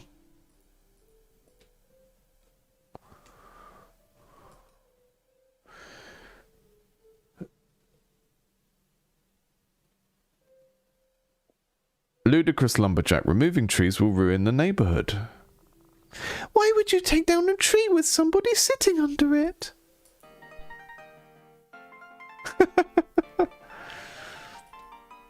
I'm going to blink my eyes at you. It's truly persuasive. It's a perfect presentation. Commoner woman was convinced. Sparkling noble aria gained. I don't like this minigame. Unless there's a way to intuit what is going to work against which character. It's like, it's Pokemon, but we don't even have like elements, so you can't even go, okay, you're a water, I'm a lightning, whatever. It's just pick a random thing. Maybe there's a bit more depth to it, but this is kind of getting us into... So this is getting us out of tutorial territory and just into how legible are the game mechanics. Because this is a problem that lots of developers have. They think that the tutorial of their game is a problem, and actually it's just that the game mechanics at any stage in the game are not legible enough. And this is a really helpful way of thinking about game mechanics, is that game mechanics are how your players operate the game, right? They're not the features, they're not the rules that you coded in through your scripts or your programming. They are the actual controls, and I don't just mean like the buttons that the player presses, but the things that they can see and the opportunities they can see in the game. as they operate the game. Those are all the game mechanics. If a game mechanic exists but the player can't really see it's there, that's not really a game mechanic, because it's not like operable by the player. And that mini game felt very much like I was just picking a random thing and I didn't understand the implications of what I was doing. So we're going to get into more of those little debates, but I think there might be a problem with that mini game in general. Advisors. Debate. Why would you take down a tree with somebody? We've already done that debate. Why is it still there? Oh, is it just going to keep happening because I deleted so many trees? Yeah, people in the chat really don't like this movement. I understand why they've done it. They've done it to make it feel alive, but I think there are better ways of doing it. It is unpleasant. I've got no props. I've only got this one person on my team. So my option in this kind of debate combat is basically to present and then to pick one of these things. And that has more power than that, so I'll choose that. Why would I choose the other option?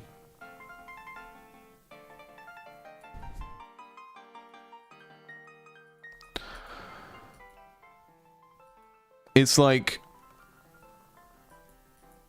Pokemon combat, but we've only got one character and they've got two abilities that are just slightly different variations on the same thing. So I can see why people would bounce off that. The problem is that this is true of, like someone in the chat just said about Fire Emblem, like people that like Fire Emblem like the RPG and the visual novel part of it, and if you're not there for that, you kind of bounce off the game. People make games with like Pokemon combat in and don't realize that they wouldn't play a game with Pokemon combat in, and they don't realize that the appeal of Pokemon is like the brand power and collecting the Pokemon that you recognize from other media and stuff. That gameplay isn't strong enough to stand on its own. So if you take it, if you transplant it from a game that people like and you put it in your own game, it's suddenly like, oh, this gameplay isn't actually good. I only liked this gameplay because it allowed me to bond with my Pikachu.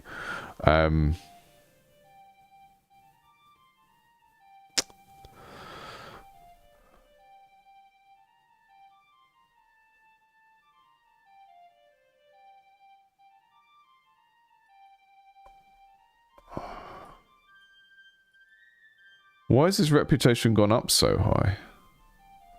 I demolished so much. I think one of the reasons why people are going to struggle with this game in general as well is that it's quite indirect what we're trying to do, which makes sense because it's a game about being a subtle saboteur, but...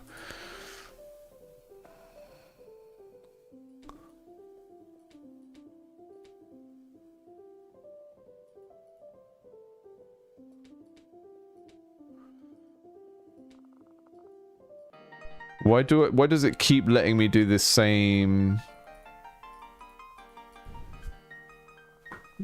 debate?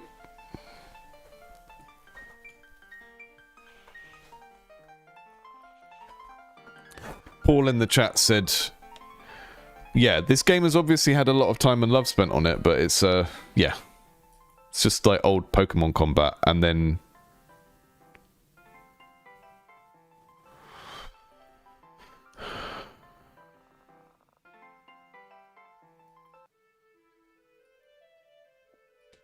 I've done so much to wreck this town.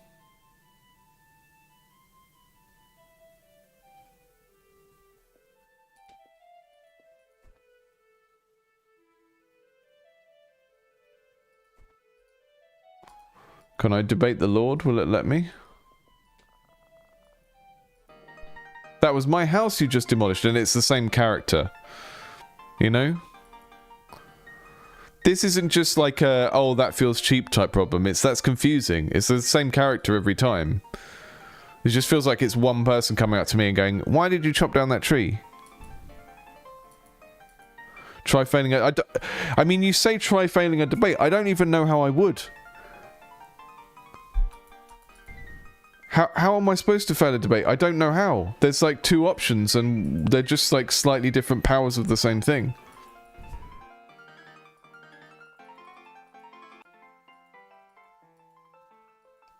I can't fail the debate. I don't actually know a way that I could force dependable woman. Like, there's not... Oh, I can concede, okay. I mean, I shouldn't have to concede the combat because it's the only way of failing, right? It's not passing the monkey test of if someone was just sitting here clicking random stuff, would they still win?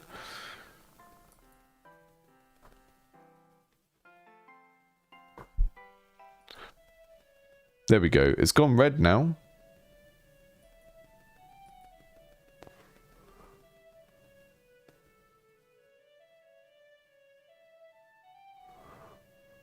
Okay, it's got like an increase rate. We want to keep it in this marked area, I think. So really, like...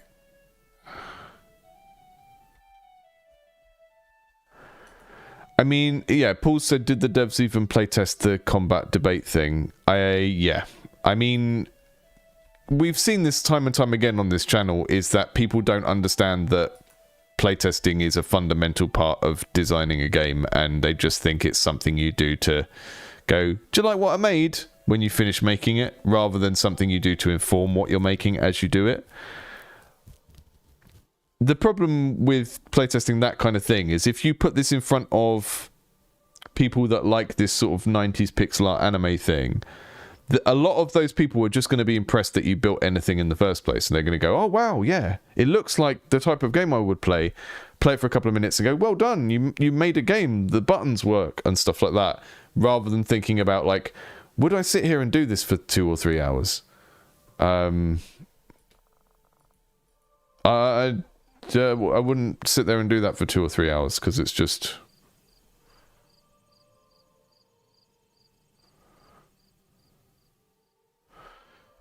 I think to make debating... Yeah, so SP Ridley said they tried to do this as well, and it was hard to make fun. So there was a...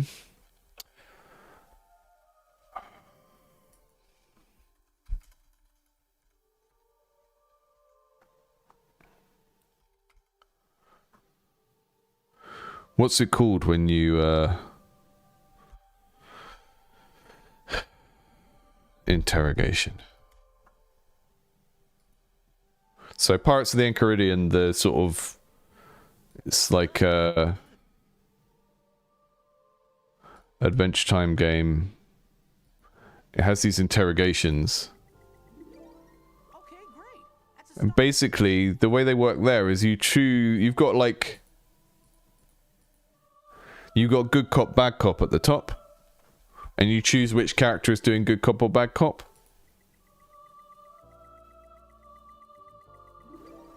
Okay, great.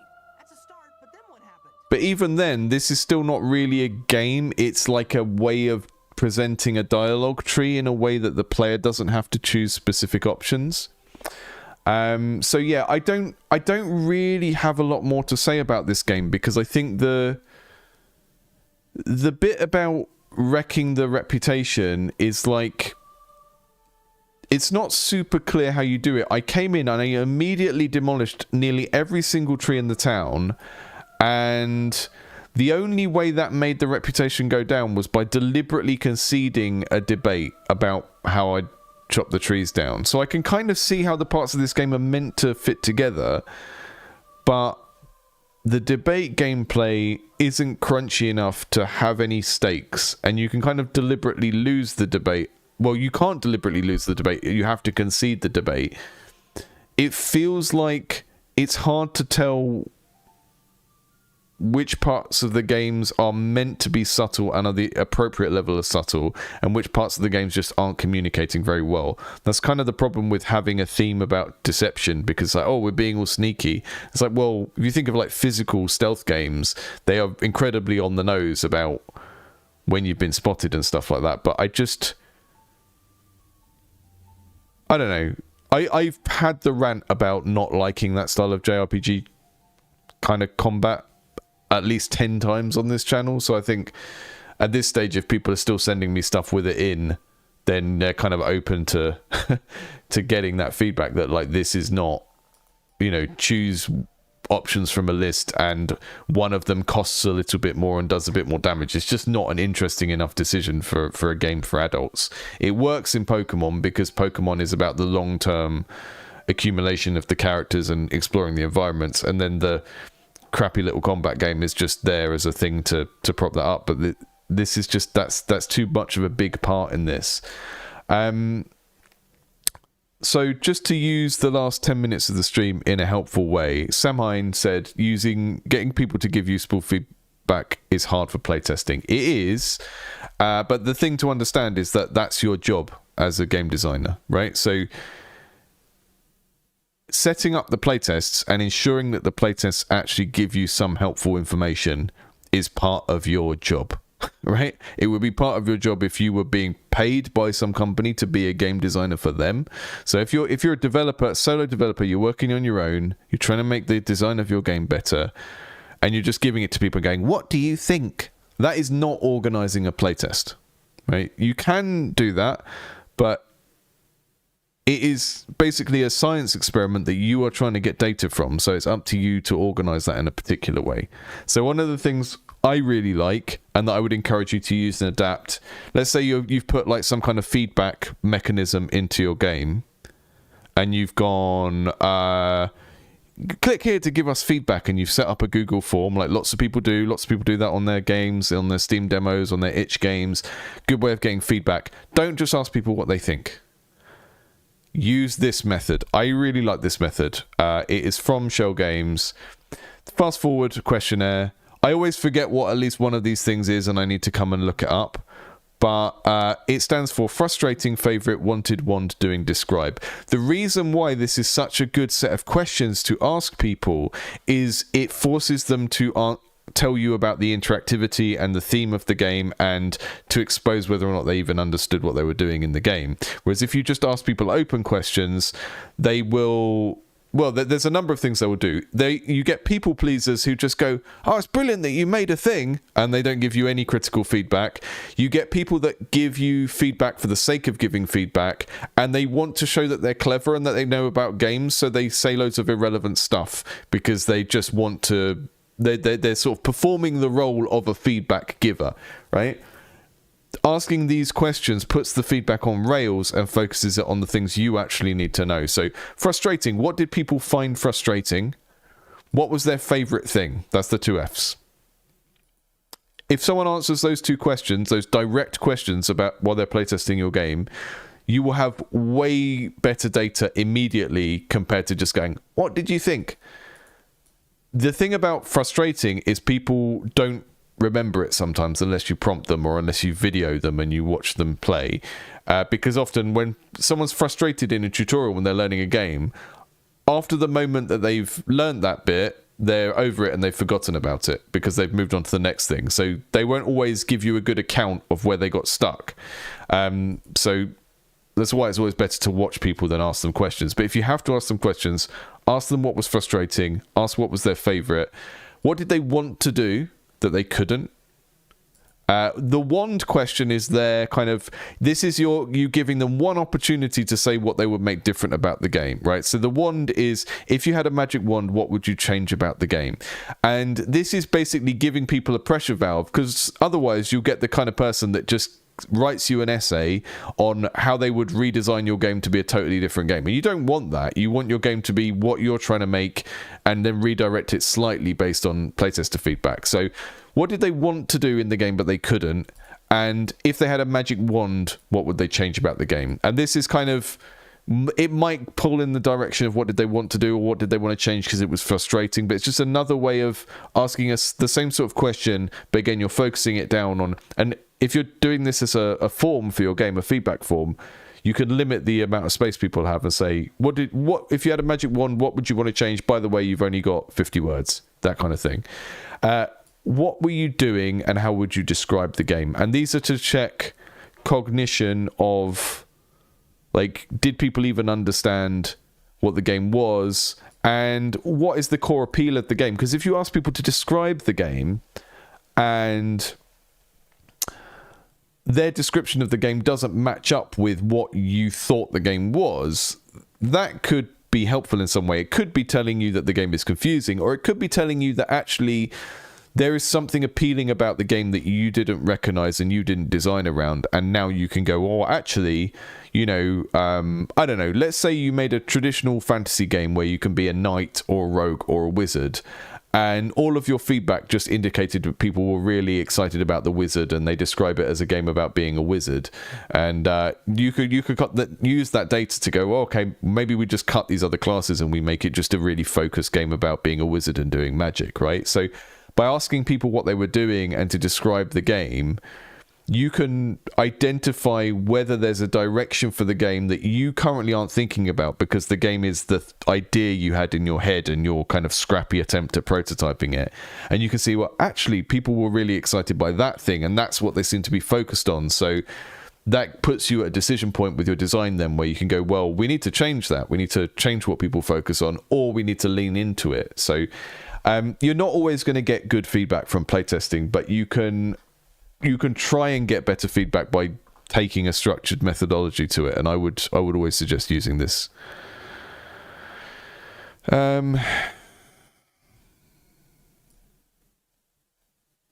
Yeah, the last game, a little bit disappointed. The idea of having a debate or an argument in a game as a combat mechanic is always interesting to me, but I think it needs to be presented in a particular way, and maybe it needs to be visualized in a particular way to make it work. The other game that had this was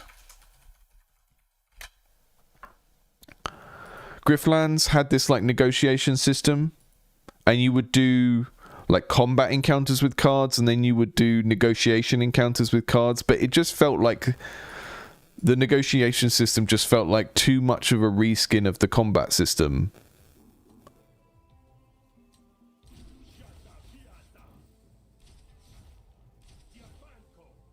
Robin said, is fast forward good to use if you're playtesting someone's game and they didn't give you any specific direction? Yeah, totally. So if someone has just asked you to playtest their game, and they haven't given you any direction or asked any questions, use this anyway, because it will make it easier for you to give them actionable feedback, and you might teach them something in the process, because the amount of people that are, you know, making games and have never looked up stuff like this is quite big.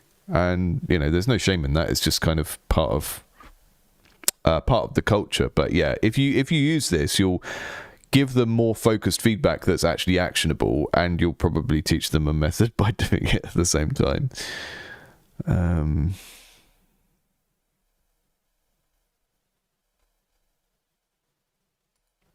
So I'm going to wrap this up in a minute, because we've run on a little bit longer than I intended to today. But thank you all for joining today. It's been good.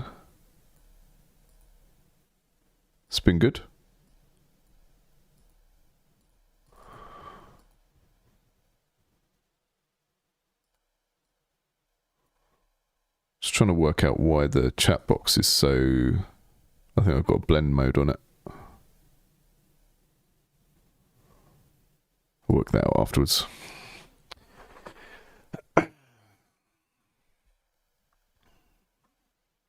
Blue Shard said, what about testing not a finished game, but some concept prototype around a possible way of framing the game, but not specific what the game really is? I mean, you're going to have a different methodology depending on what kind of stage your thing is at. I think often, if you're testing like a very early prototype, you still need some sort of rough theming and like the basic layer of visual communication of like, what color are things?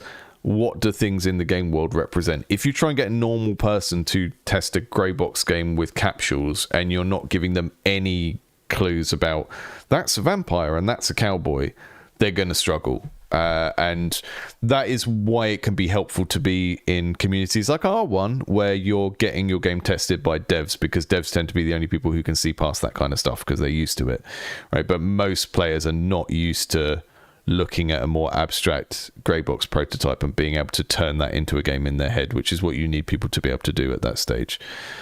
Yeah.